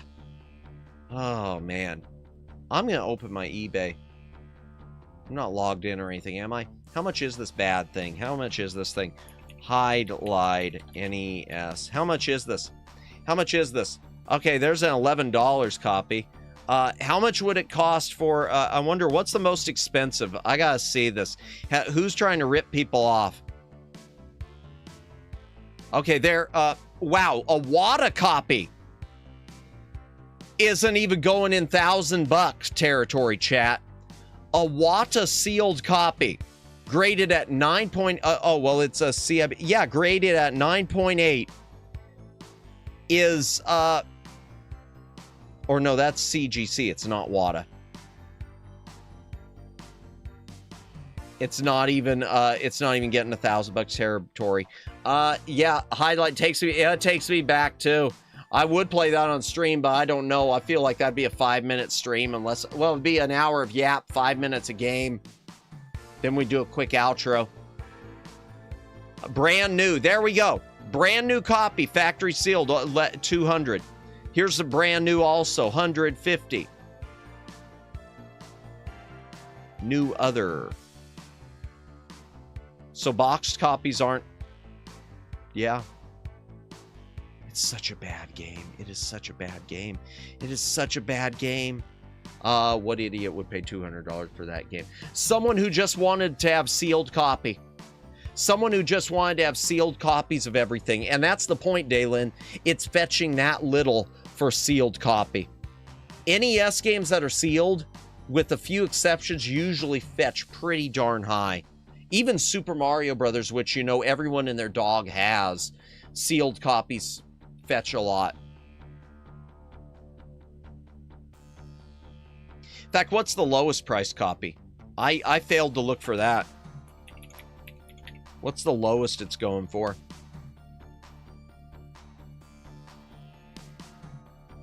$5.9. Okay, so $10 still. $10, and that looks like it's in good shape too. Oh well, no. See more listings. I want to see them all. Why are you showing me Colbert? On the ads. I just, you know, went on about him. Yeah, $10. $10, and they're all in pretty good shape. So they're not even torn up. See, the kids didn't even play them. They're not even. Well, that one's a little torn up. Yeah. Here's the next rental that no one rented. Even my dog had a sealed copy of SMB. Indeed. Oh, man. Oh, I've spent a lot of time talking about Hide-Lide, haven't I? And so you're probably going to think that I'm going to give it an F, don't you? The truth is I'm giving it a D. I am giving it a D and not an F. And I'm giving it a D because it's so bad it's interesting. It's one of those, it's not that it's so bad it's good. It's so bad it's interesting. It's so bad I want to go back to it, and I keep wanting to convince myself that it doesn't suck. Now, I've tried to do that with some of these.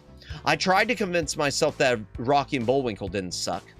I tried to convince myself Bill and Ted wasn't broken. I tried to convince myself Conan didn't suck, and Defenders of Dynatron City and Dragon's Lair, but it didn't work. Isn't giving it the D the same as... No! Hydration break. If you got a drink, take a drink. Hydrate or dehydrate. Yo.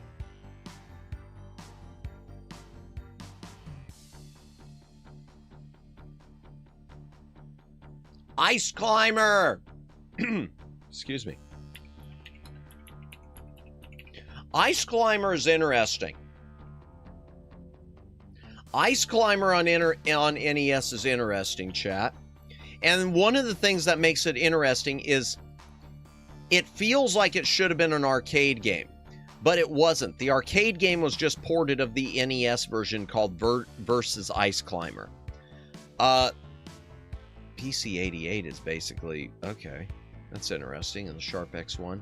Okay. The point is, it feels like it's an arcade game like Donkey Kong. But it's not. It was actually created for consoles. You play a little dude trying to get to the top of the mountain. Little dude trying to get to the top of the mountain. Scoring big points. Trying to do so within the time limit. Score big points. There is not much really that's special about this game. I love Ice Climber. Yeah, that's the thing. I do too. It's not like it's, there's nothing groundbreaking about it, but it is so lovable. It is so lovable. Yeah. This is one that I'm, yeah, and then you get to the top and you try to grab the pterodactyl because you know pterodactyls are always at the top of mountains. Video game logic. Ice climbers are fun in Super Smash Brothers series. And that's the thing too, because Jennifer, you say you love it, and so many people do. It's surprising this one never had a sequel. It is so surprising that you don't have like Super Ice Climber on Super Nintendo or something like that. I would have thought that this one would have made a comeback at some point, like on... Yeah, here, okay, the Nintendo's Action series, yeah, groups. Yeah, it doesn't have a... Yeah. That's so weird. What about regional differences? What is this? Game, release, platform, partially different. Oh, it doesn't say. Okay, fine, whatever. So... I don't know whether to put it B or A. It's not C, that's for sure. It's above Donkey Kong. It's above Donkey Kong. Oh, you know what?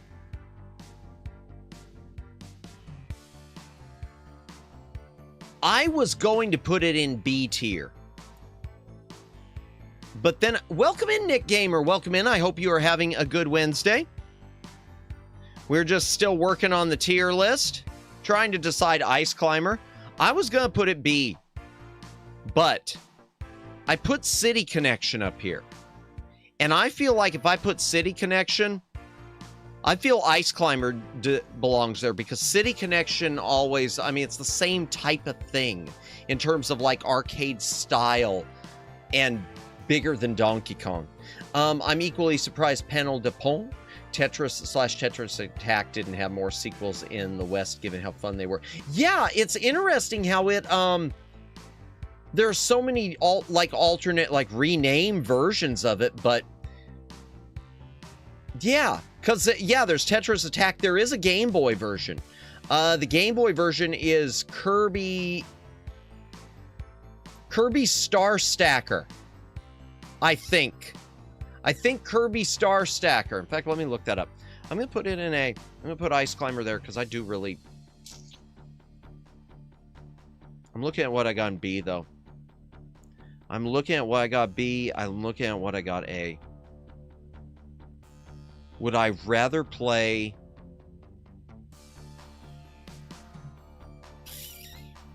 Would I rather play Ice Climber than Double Dragon? Yeah. Would I rather play Ice Climber than Destiny of an Emperor? I don't know. Would I rather play it than B-52? Not really. I'm going to put Ice Climber in B. For me, I'm putting it B. That's good territory. That's with Bubble Bobble. So that's good territory. I don't think it quite gets up to there. Even City Connection, I probably am being too generous with. Let me look that up. Kirby Star Stacker. I think it is Panel de Pont. Kirby's. Not Kibby's. Kirby's Star Stacker. I mean, Puzzle League games exist, but they are not really based on established... Oh, gotcha, okay. Did Tetris like... Yeah, it's a Puzzle League. I'll just call it Puzzle League. I know it is. I know that it is.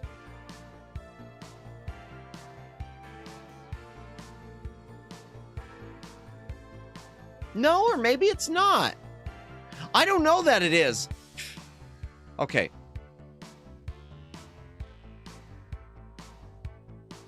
I'm looking at that. Let me look at Tetris Attack. I just want to compare them. I think I'm wrong. I think I'm wrong. I didn't know Tetris Attack was on Game Boy also.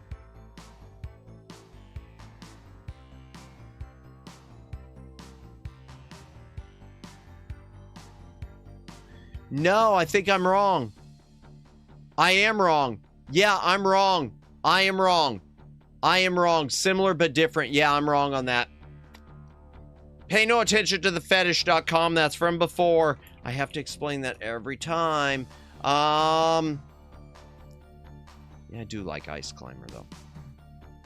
Yeah, I think that's the right place for me. I think that's the right place for me. Yeah, I'm really wrong on that. I kept thinking it was. Okay, Ikari Warriors. Ikari Warriors on NES is fine.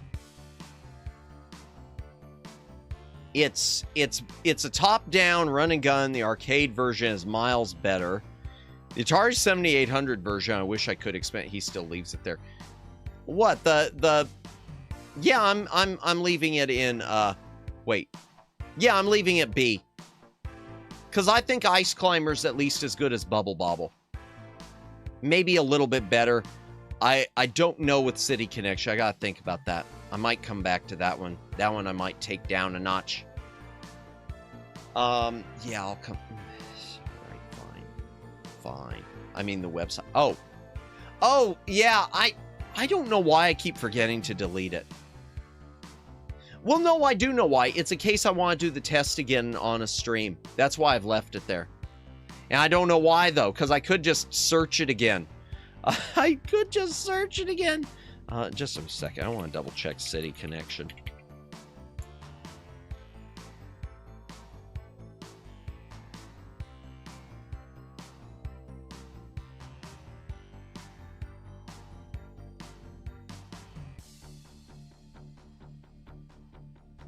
No. I'm thinking about it more, and I'm moving it. City Connection is going down a notch. City Connection is going down a notch. H-I. There. Yeah, City Connection. I will return in a sec. Got to deal with voicemail. I got you. No worries. No worries. I'm hydrating again too, chat. Sorry again for all the uber-duper hydration tonight. If you got a drink, take a drink. Hydrate or dihydrate. And whatnot.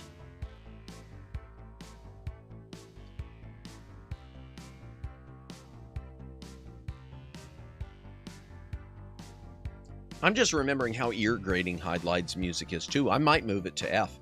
Ikari Warriors on NES chat, where you can play as either Paul or Vince. It's a top-down military shooter thing. It moves very...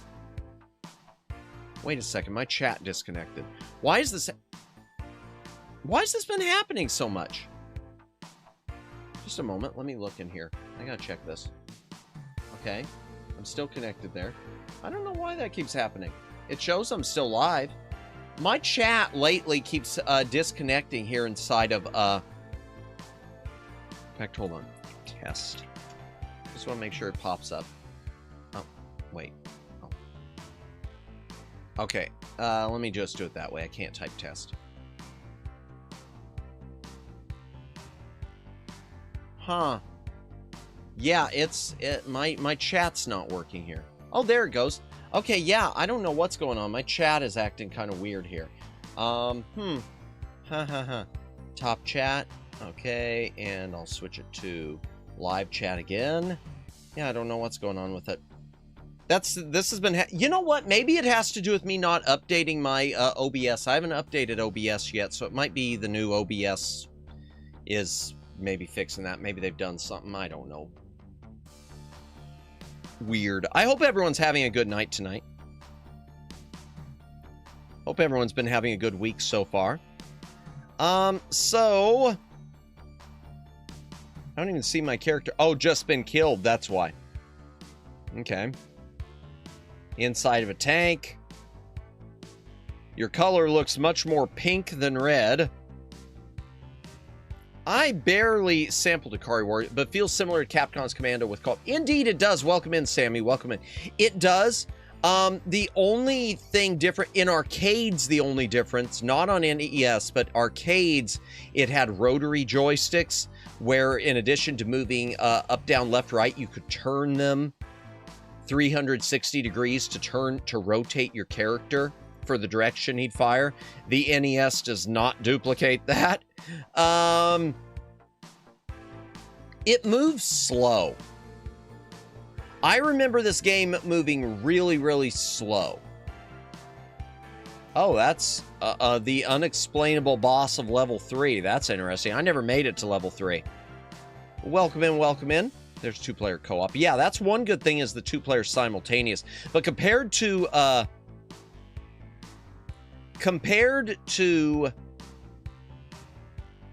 Guerrilla War, a lot more sprite limitations and a lot more slowness. Now, that said, this is a very early NES game.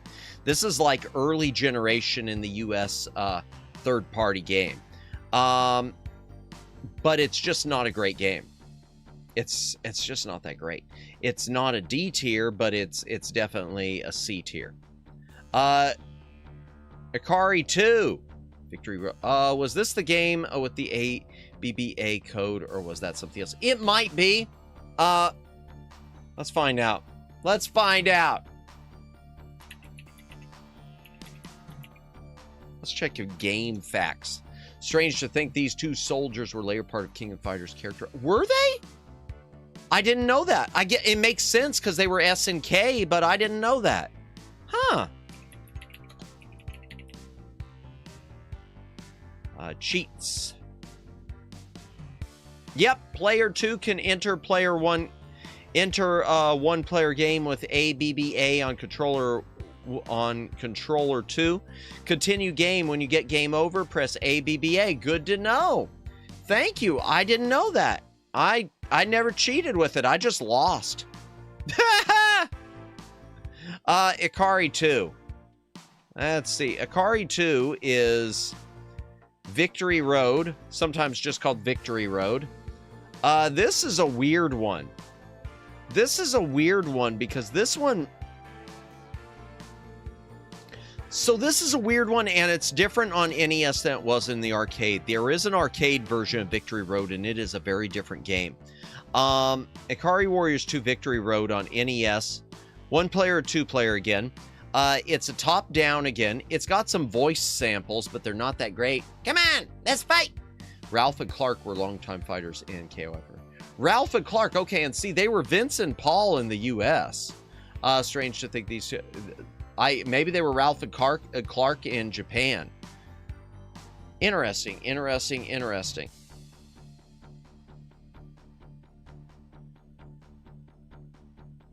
One thing that's weird about this is the characters' bodies. Well, first of all, this one takes place in like an alien realm. Instead of on Earth, you know, now the military, our soldiers have been sent to space, fighting alien things like that. From what I remember about this one, you control it different, almost like a rotary style too. You can move your body around to aim in different directions and then keep it aiming in that direction. The sequel went full sci-fi, yes, and the NES version of the sequel, you can also buy items. There are like stores and stuff, so it's almost got like a bit of an RPG feel, sucked into a warp tile. And the NES version has like weird looking muscles on your character. It's like you're made out of Play-Doh. Yeah, there's a good example of it. All these weird lines of muscle. Yeah, see, this one's got like an RPG feel. Adventure RPG feel. Because there's inventory and everything. Shooting some harpies while picking up hearts. And the hearts you pick up are weird too. They like gave them like these black highlights where they almost look like a beating heart from what I remember. Yeah, and of course a shop is just right there labeled like that because video game logic. I think there's some gambling games in it too, chat. Can I help you? We have everything you want. Yeah. Pick up weapons here or just move on. Low on dough, fight some random chump and earn more. Yeah, you could do these one-on-one fights to earn more money too. It's an interesting game, but it is not the same. And if I'm being entirely honest, I gotta give it a C also. I gotta give it a C also. I don't think it's a D, but look at what's in D. No, it's not a D, but it's a C. Many of SNK's NES are available on the SNK 40th Anniversary compilation. Yes, including this. So, chat, if you do want to play the Ikari Warriors, both the arcade and the NES versions, the SNK 40th Anniversary collection on Steam, and I think it might be on GOG also, it's worth checking out. I got mine cheap on Fanatical some time ago, but yeah, it's worth checking out. Ikari 3, The Rescue, kind of goes back to its roots. Ikari 3, The Rescue feels a lot more like the original, except you don't. What's weird about it is you don't have guns. You're just fist fighting most of the time. You could get weapons eventually, but you're just kicking and punching your way through. So it's more like a top-down brawler, a top-down beat-em-up. Third game's a brawler, yeah, more so, yeah. Our protagonist only is fists and feet, yep. Now it looks good, and it plays well. Difficult, they're saying. It's got cutscenes too. Shows the plan to kidnap the presidential candidate's daughter. Okay. That's a big tank. Okay. Yeah, so it's almost got more of a Rambo feel with this one. It's interesting how it went from sci-fi to this. First boss is this near impossible tank. So you can get guns eventually, as you see.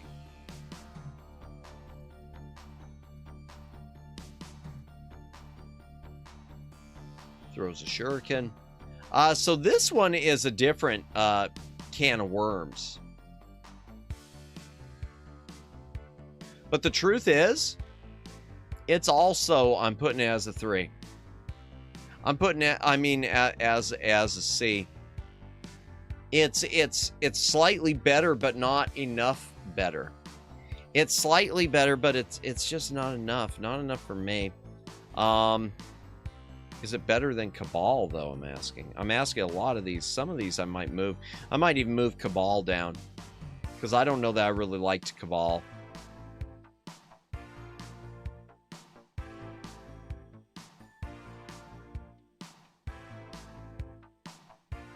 I'm moving Cabal down.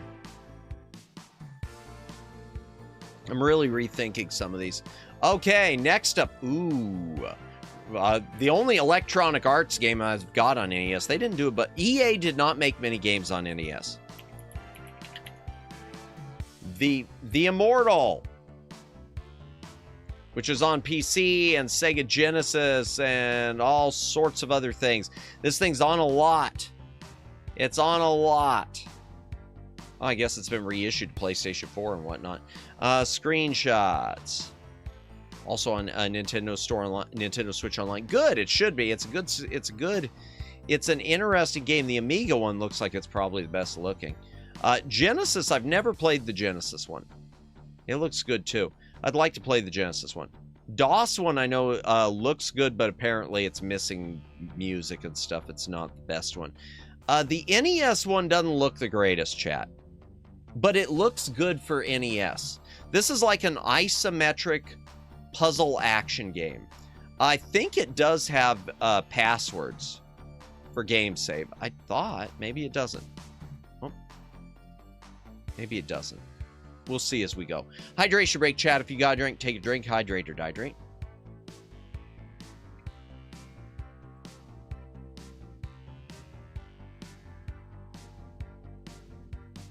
Impressive visuals for the NES. Yeah, it looks good for NES. And not a late release title either, 1990, so about middle of the NES run. Explains your old teacher's mysterious disappearance, but there is one thing strange about the message. Your name isn't Dunrick. Dunrick's ring. Take it, yeah. And then it's got these close-up battle scenes that look pretty good again on NES. Oh, I just realized something, chat. Hold on. Hold on, I gotta fix something. Oh, I just realized something. Oh no! I realized something. Filters. I left my color correction on from last night. I left my color correction on from the GameCube. There we go. Boom. There we go. Yeah, it looks good for NES.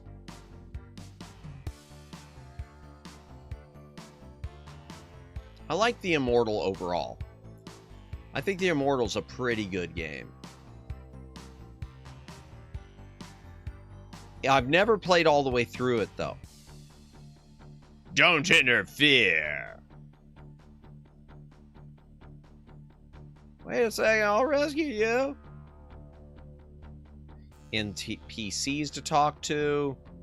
Ooh, Whirlpool, that's pretty cool. Yeah, you know, I played it. I've never played all the way through it.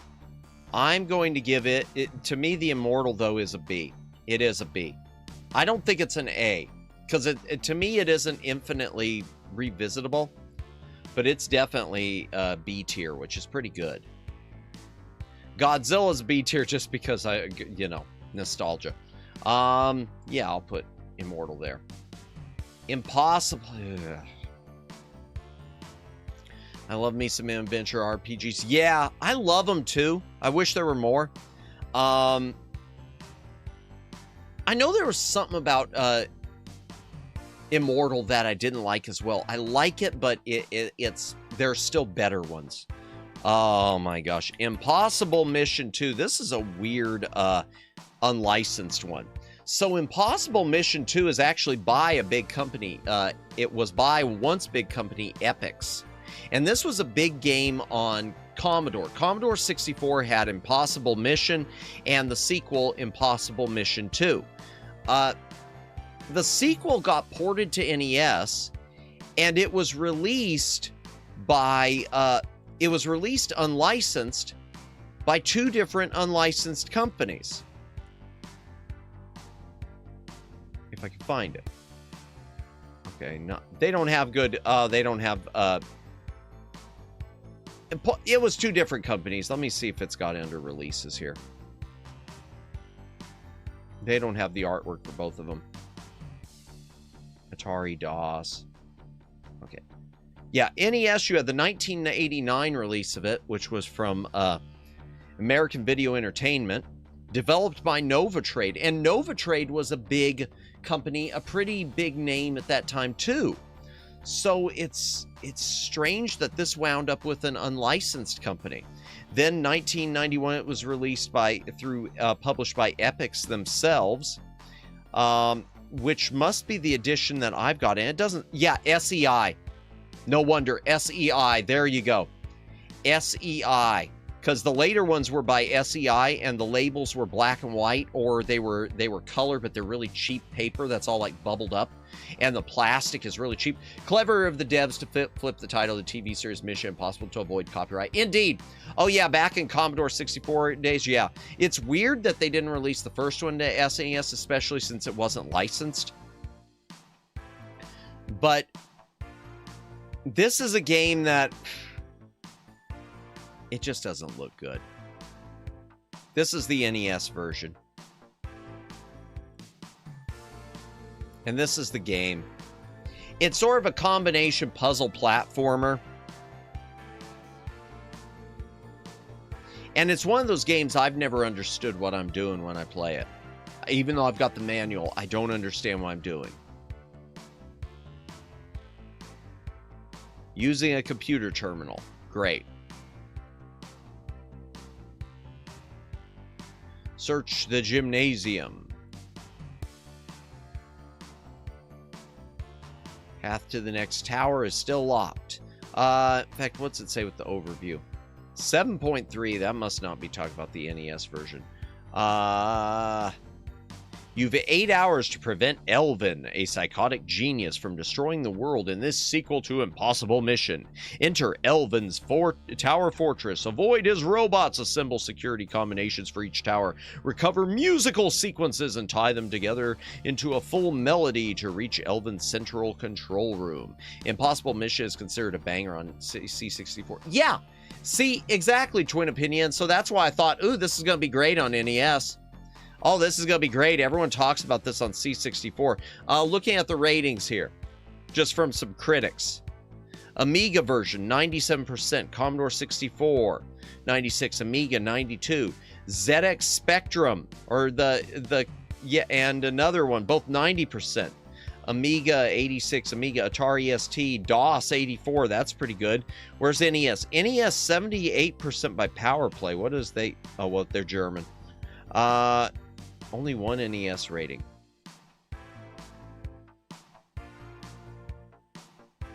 I'm sorry for anyone who likes it, but to me it was just kind of... I didn't enjoy the NES version at all. And the build quality of the cartridge is also terrible. I mean, it is really a terribly made... for being an unlicensed... The whole thing, at least from the SEI edition, which is the edition I've got. Maybe we'll play it on stream someday and my opinion will change, but what I played of it, it was just kind of like, I can't keep going. I'm hydrating again, chat. We'll be doing this a lot. I might even have to do a BRB to get another seltzer later. If you got a drink, take a drink. Hydrate or dihydrate.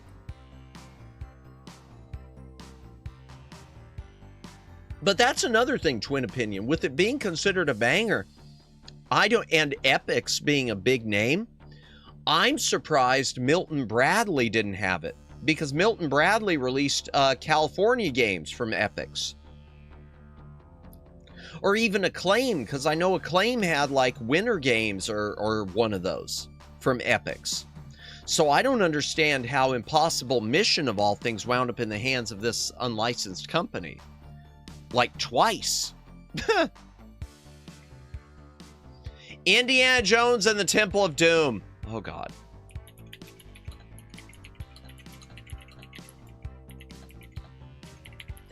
This game, Indiana Jones and the Temple of Doom, 5.4. I played the arcade game once. The arcade game was pretty darn interesting. Where's the arcade? The arcade game of Indiana Jones and the Temple of Doom was kind of cool. I only played it once, but it was kind of cool. This was released by Atari, and this was released on NES, both licensed and unlicensed. It was unlicensed through Tengen, and then later, after Tengen went under, from Mindscape. I played this on NES. It's a game, all right. Yeah, and the arcade version was interesting. But then you get to the NES. And the NES version, first of all, the title screen, the color, I don't know what happened. I don't know what happened. It's got the soundtrack at least. And that's the Mindscape reissue. It's the same thing. Visually, the game doesn't look good, but it doesn't look awful.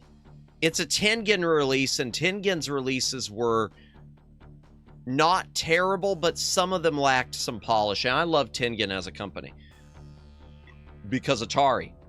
The main thing of the game is rescuing the kids. You're supposed to be rescuing the kids. I think, in fact, what do you have to do? I don't even remember. The mine levels. Whip your way through a mine to free the children. Okay, Thuggy guards, bats, ray, and fireball. Molaram. Yeah. I think I rented this one. Yeah. Escape the minecart after you've freed all the children. Mine level. Okay, minecart level. Pick the right route through the network of tracks while riding the cart. Avoid potholes, blah, blah, blah. Temple level. So the NES version, I've actually never seen Temple of Doom movie. It's good. Some people out there bash it. I think it's good. I've always liked Indiana Jones and the Temple of Doom. It's a good movie. It's worth your time. In fact, I kind of go against the norm there. Most people think it's the weakest of the trilogy.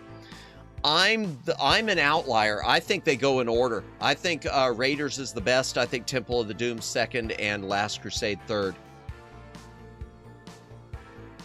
But again, it's hard to pick a favorite with a series as good as that.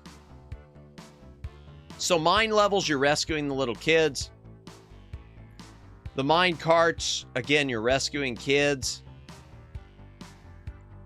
You're in another part of the mine, you're rescuing the kids. You're on conveyor belts, you're rescuing the kids. Level transitions. You could swing across the chasm and you can never seem to see your whip. Fall in the lava. The hat does not look like a fedora very much. It just looks kind of odd. You do collect knives that you could use as weapons and guns and bombs, etc.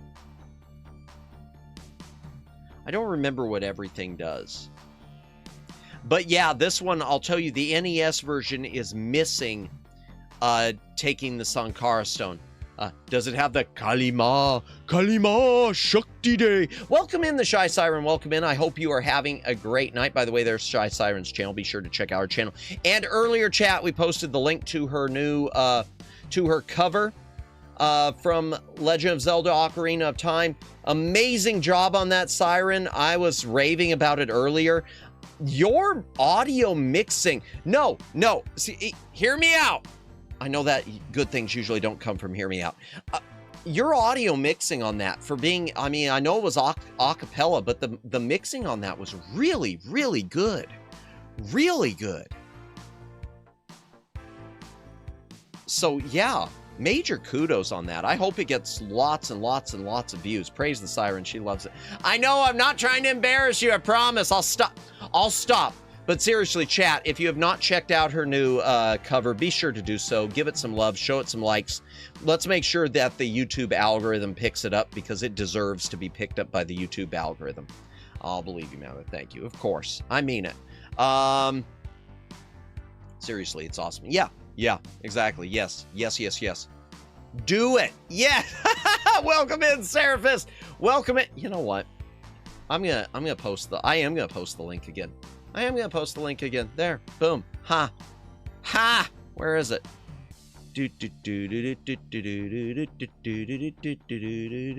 That is not the theme from it. That's Donkey Kong. Temple of Time vocal cover. Copy link address. Okie dokie. There we go. Of course. No, I mean it. There. Boom. There's the link to it. Be sure to show Siren some love, because this one, no one ever... YouTube does what YouTube does. Things that should pop off don't. Things we never expect to pop off do. I hope this one does pop off because it deserves it. Plain and simple. Shy, because you're here, I have a question. I forget because I was in a rush earlier to get here. So was the Door of Time or the Master Sword at the end of the video? I wouldn't know, because I've never played Ocarina of Time, but that is a good question. Yeah, Temple of Doom, the arcade version. These were all from Atari. Tengen is, for those of you who don't know, Tengen is a pseudonym for Atari. Atari made their own NES. Door to Time. Okay, Door of Time. Got it. Okay.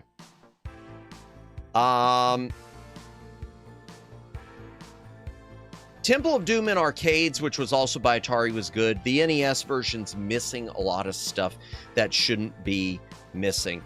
I hate to give it a lower rating. I really do hate to give it a lower rating. But I have to...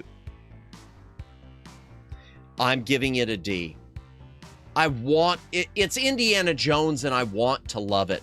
Thanks. Also, did I hear hints of Ballad of the Goddess? I don't know what Ballad of the Goddess is, but yeah. Badge NES port. Yeah, it's a bad port. And it's sad because Atari was doing their own port, so you would have thought they would have... And Atari, Tinian did some banger ports of a few things. They did some really good. Yes, you noticed it. I probably missed it. Where did you put Faxanadu? Faxanadu, I put as a B. I would have put it as an A if it would have had battery backup instead of passwords. It's a really good game, and it's in good company.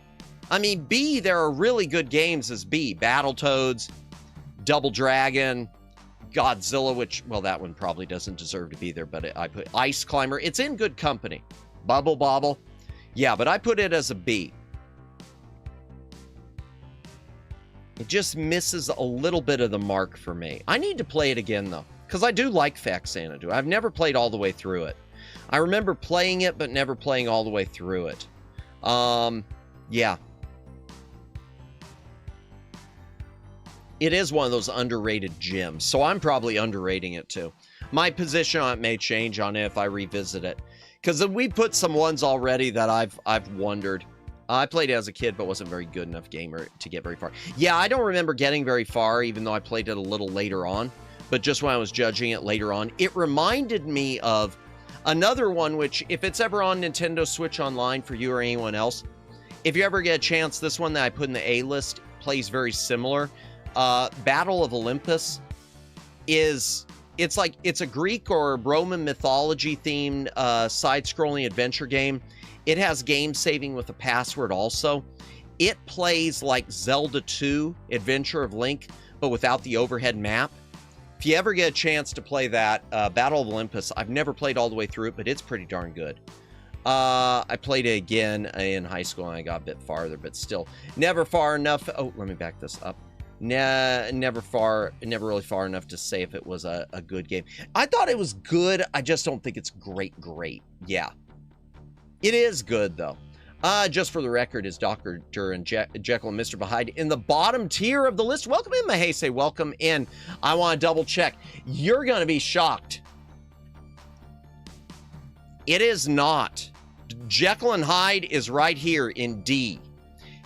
To me, it is not an F tier game. I think Dr. Jekyll and Hyde is interesting. There are some cool game mechanics to it. It's playable, even if it's annoying as heck. And visually, it looks okay. I think it's a decent looking NES game. Decent sound, decent game. Yeah, it's got a lot of things wrong with it. There's a lot wrong with it, but not enough to make it an F tier. It's not a Dragon's Lair on NES category, which that one makes me sad because I am a Dragon's Lair. For the record, I'm a Dragon's Lair fanboy. I suck at the arcade game. I love Dragon's Lair. And I cannot defend this. I've tried defending this one. I've tried defending the NES version of Dragon's Lair a lot. I can't. India. Wait, so did you play SNES? Yes, I played the SNES one. I played the SNES and the Game Boy Black and White one also. Yeah. I'm telling you, the SNES Dragon's Lair Seraphist is like playing Super Mario World compared to playing the NES Dragon's Lair. The NES Dragon's Lair visually looks good. It looks damn good, but it plays so sluggish. It's just a mess. It's just such a mess. Because that's the version I had, and it was cool, but too hard for kids. Yes, yeah. Does the SNES version? No. Ooh. Okay, we're gonna have to talk about arcade Dragon's Lair. Amazingly, the Game Boy Color version does. No, if you want to see Dragon's Lair arcade, pick a Disney movie. I know that sounds nuts, but pick. Have you ever seen Secret of Nim? Sorry for the back to back. No, I love Dragon's Lair, so I don't care.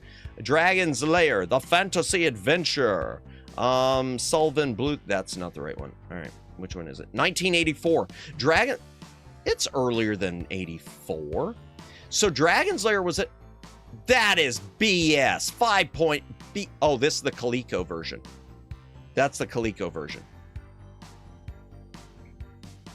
How golf in D is it real?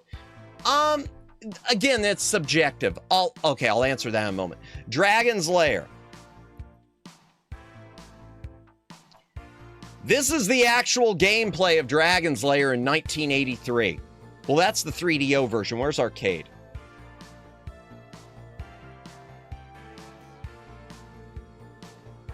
This is Dragon's Lair. Oh, that's a death scene. Dragon's Lair was an interactive animated movie. It played off of a laser disc. And the way Dragon's Lair worked in the arcades was it was like playing QuickTime events. It was animated by Don Bluth. It was QuickTime events. Yeah, it was animated by Don Bluth, came out in 1983. It was powered by a laser disc. And at certain points in the movie, you would have to press the joystick in the right direction or press the action button for the action to continue, or you'd be treated with a death scene. It was the illusion of interactivity. Princess Daphne put thoughts in my young Seraphis mind. You want to know? Oh boy. Okay, there's some history to Daphne. So yeah, it's an interactive animated movie. Something they couldn't do on SNES. That said, they did do it on the Game Boy Color, even though they don't list it on here. Okay. Let me see. How funny that I know Laserdisc from regular show. Princess Daphne put thoughts in everyone's mind. So here's the thing about Princess Daphne. Don Bluth, God bless him, he didn't know how to, even though he had worked for Disney, he didn't know how to draw the female form. He's talked about this in interviews. He wasn't sure how to draw the female form for drawing Princess Daphne in Dragon's Lair. Don Bluth quite literally got himself a stack of Playboy magazines, and he taught himself to draw Princess Daphne with proper form and whatnot from a stack of Playboys. True story. Yes, we salute you. He was, ladies and gentlemen, Don Bluth was not reading Playboy for the articles. Don Bluth was not, everyone else was there for the articles. Don Bluth was not there for the articles. I don't know how to even read. Yeah, I love that story.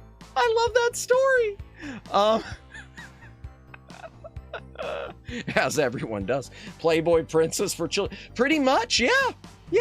And by the way, just so y'all know, Miss Daphne was the first waifu in a lot of ways. For research purposes, indeed. Oh my gosh, imagine his wife saw him with the Playboy magazine and no, he just needs some inspiration for, yeah.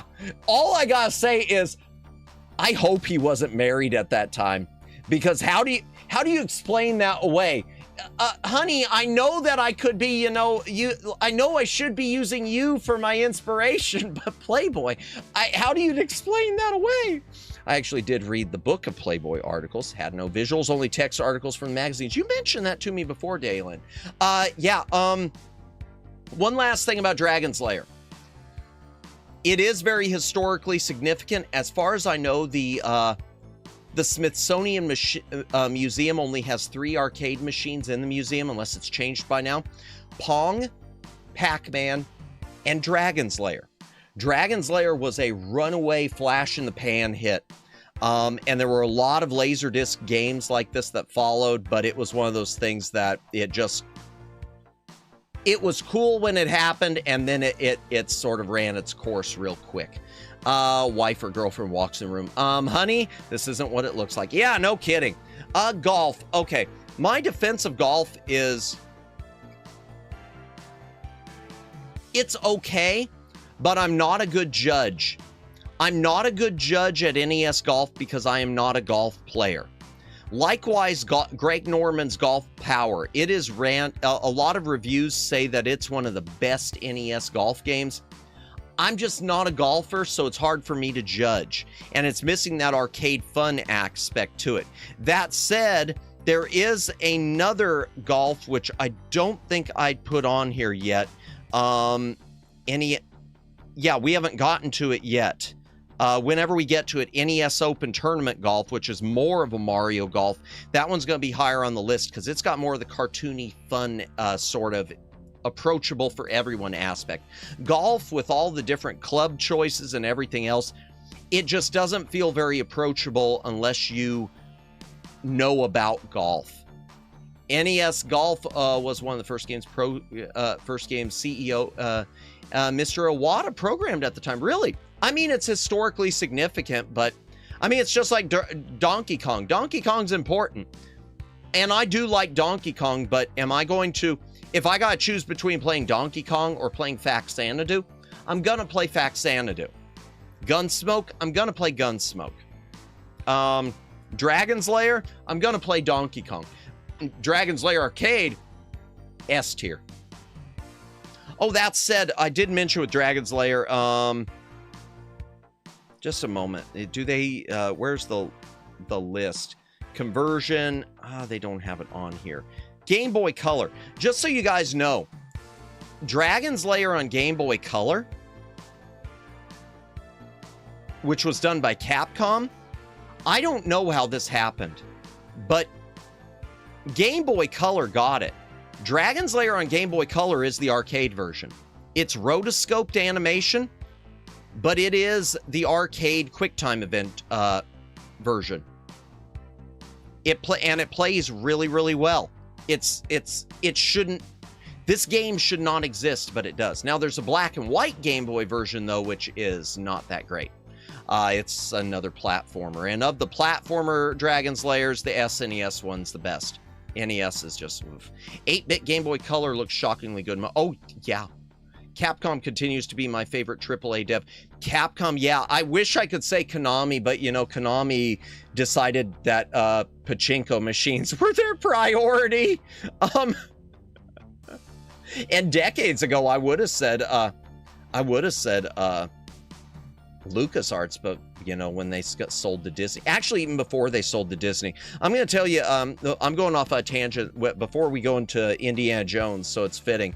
LucasArts, when they fell, there's this whole period before they ever got bought by Disney, where LucasArts decided we're not going to make any games anymore except Star Wars and an occasional Indiana Jones. That was the start of their fall. When they decided they weren't going to do anything, but when they decided we're just going to be the Star Wars game maker. I hate to say who cares, but it's kind of a case of who cares. That Star Wars is nice. I want to see good Star Wars games, but I want more. I mean, Konami is coming back with their new entry of Castlevania. Yeah, Konami's trying to make a comeback. I hope they do successfully. Those Mega Man pachinko machines are something I've never seen them. Never seen them. The version, yeah, the Capcom Game Boy Color version. Yeah, it does look great in motion. It looks great in motion. Yeah. Oh, speaking of AAA devs, I saw something that made me sick, speaking of AAA titles. I forget who it was, but one of these developers or heads of one of the AAA studios came out and was saying that all AAA games now, typically, you know, the budget for AAA games is usually at least $300 million. That makes me really sick, chat. I'm not saying people shouldn't be paid for good work, but I don't like the world where a video game has a budget of $300 million. Because I know at the end of the day, it's not going to be worth $300 million. And I know that there are indie companies, indie developers making just their own game in their basement with nothing but, you know, $10 and a couple of Subway sandwiches that are running circles around their $300 million AAA title. Hello, Matt. And welcome in, Jack. Welcome in. Ever played Mega Man Soccer for SNES? I cannot understand how to unlock Dr. Wily. I've never played it. I know what it is. I've never played it. I really, one of the things I hate, this is NES library tonight, but one of the things I hate with my own SNES library is I have none of the Mega Mans. And I regret not making it a point when I was young and prices were more affordable. I regret not making an effort to get them all. And the reason is because when I was a little Madamus, I can't speak for now, but when I was a little Madamus, a used copy of, say, Mega Man X3, missing out on X1 is an absolute shame. Yeah, luckily I've got the PC versions, not just the Steam version, but I do have the old MS-DOS version, which is surprisingly good. And in a way, depending on your sound card, I'll put it up against the Super Nintendo one. Bro, they're 300 million. Just another first-person shooter with multiplayer Wi-Fi that have microtransactions. Yeah, hard copies of PC ports. Yes, I've got hard copies of X3, and X4. I wish I had more of them. We don't talk about Mega Man Soccer. Yeah, I've heard it's not the greatest. There's too much wasteful money. AAA games became akin to Hollywood production. Yeah, no kidding. 100 charging the budget of a Hollywood film. Indeed, 100%.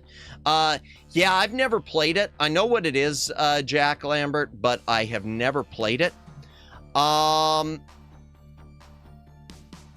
Yeah, I regret that. But the reason is, when I was a little Madamus, seeing a used copy of Mega Man X3 for, say, 50 bucks, 40 or 50 bucks, to me, that was, that was a lot of money. And mentally, I was always a case, I'm not going to pay 50 bucks for that if I could buy this game for 10 bucks. And if I knew then what I know now, if we all knew what we know now. Stop jumping. But I do like Mega Man X1 on PC. The MS-DOS version's fun. Huge teams that work basically like your old school group projects. Yeah. Let me back this up a little. I had all 3 SNES X cards. The main one I wish I had was Mega Man 7. I regret more than the X games, even I regret not getting 7. 1 or 2 guys could do the work and the rest put their names on it. Yeah, 1 or 2 guys do the work, the rest put their names on it. True. In the PC version, I imagine you don't get the hardware lag. No. Which would make the Armadillo stage less epic. Yeah, no, it doesn't depend, as long as your processor's okay, no, it doesn't. The main thing is your music. And I know someone else, Cabas, who comes in here occasionally, we've debated it slightly. He contends the Super NES, the music sounds better. I contend the PC version sounds better with the right sound card. Because MS-DOS, it was always dependent on whether you were using an ad-lib or something wavetable, like a Roland card. And then, what wavetable were you using? My experience was ad-lib card. Didn't sound as good as SNES at all. But some of the Roland type cards sounded really, really good. To be frank, I would love to see an essay about Genesis versus Super Nintendo, since both consoles are really head-to-head. I know Angry Video Game Nerd's done so. I've got my opinion. I really love... It jumped. Welcome in, Lauren. Welcome in. Hope you are having a good night. By the way, chat, be sure to subscribe to Lauren and Tibby. They do amazing content. And we are all still also, chat, just a reminder, be sure to keep TB and her family in your prayers and all. I'm sure she's doing better now, but with everything that's happened there, be sure to keep them in your prayers. But welcome in. Hope you are having a good night. Let me back this up. I really love the Genesis sound chip, though. Yes, ditto. Ditto. Excuse me, my throat's closing up. Hydration break again. If you gotta drink, take a drink. Hydrate or dihydrate. Armored armadillo birds and rolling platforms. Cliff. Leap of faith was pure bullet time bliss. Oh dear. Speaking of Mega Man X3 Blizzard, Buffalo stage is awesome. I don't remember. It's been so long since I played it. MMXS is still my personal favorite Mega Man ever. A lot of people seem to agree, because I hear that a lot. I see you, Lauren, but welcome in.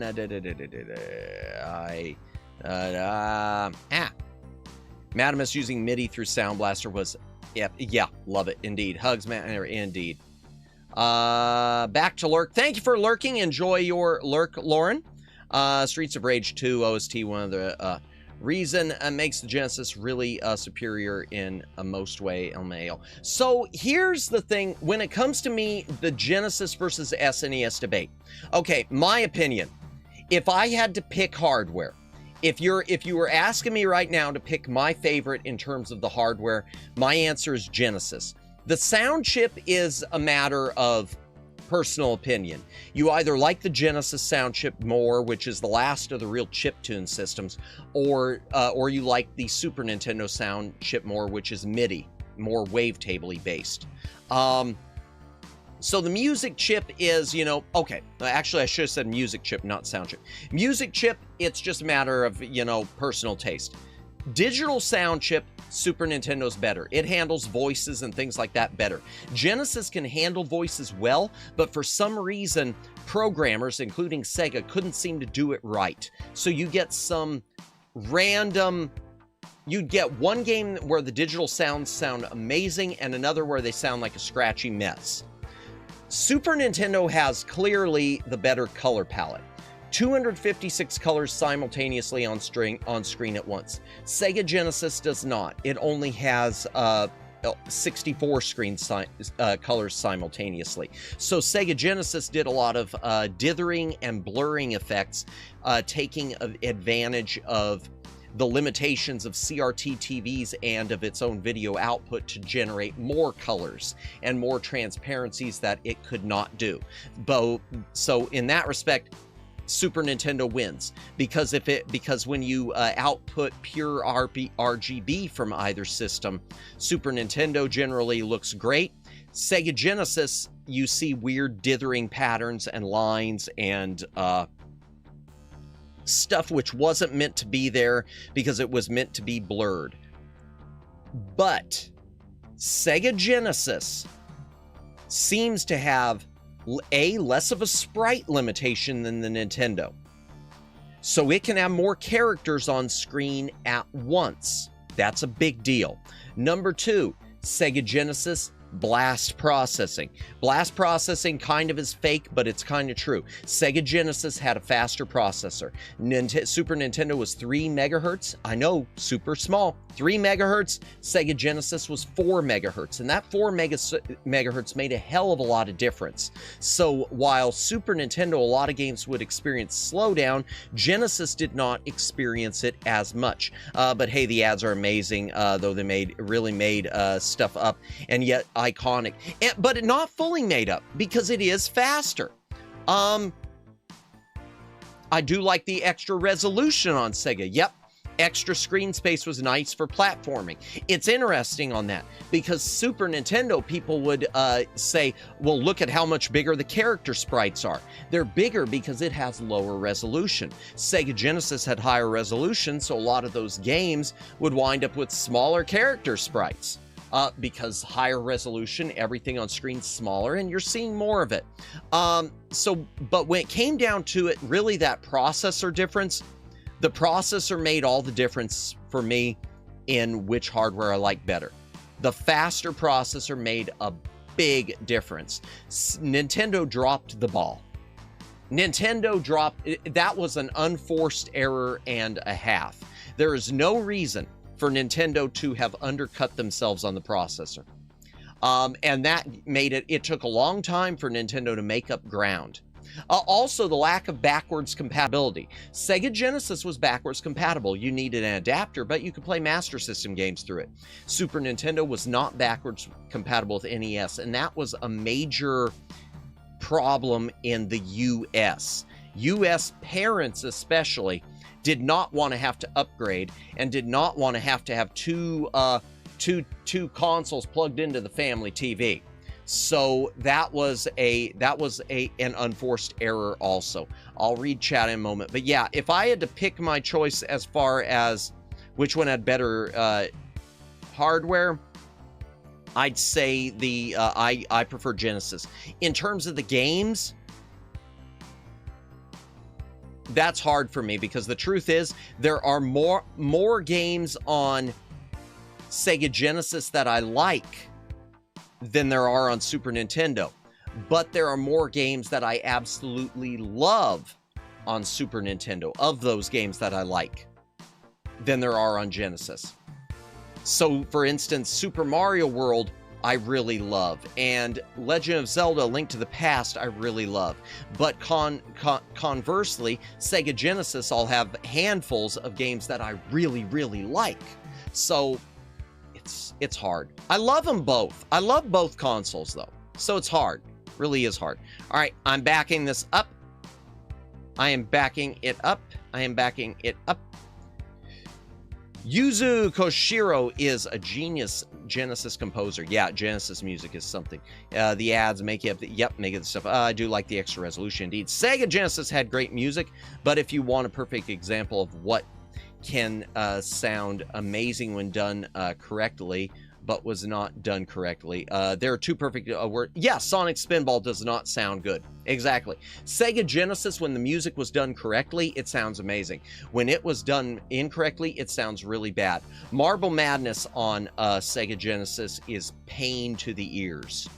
I love Sega's aggressive marketing strategy. Sega's marketing, even before the blast processing, just the whole does what Nintendo don't. It was incredible. Sega 90s, we made stuff up, but we still telling the truth now. Sega Nintendo, we are rad or bro. Yeah. I mean, they were, but really their marketing campaigns weren't. I mean, the does what Nintendo was 100% true, because Nintendo didn't have 16-bit at the time. Nintendo was still playing NES, and here you got Sega saying we're going head-to-head against the TurboGrafx 16, which wasn't even a contender, which is too bad, because I love the TG16. Wish I owned one. If you listen to the fixed music example videos on YouTube, sounds great, but in-game, not so much. Yeah, and Sonic Spinball is a mistake, period. They accidentally sent out the wrong revision, I guess, with the cartridges. From what I understand, they're all like the wrong revision. There were two revisions. First, they sent it out with the wrong title music because they thought they had the wrong one. And then when they fixed that, it's got some other glitches in the game which were fixed in a later revision, and they forgot to send it. Allegedly, SNES was almost backwards compatible. Yes, I heard that, but CEO Mr. Yamauchi was against it to hopefully sell older NES consoles or the upcoming NES 2 model, allegedly.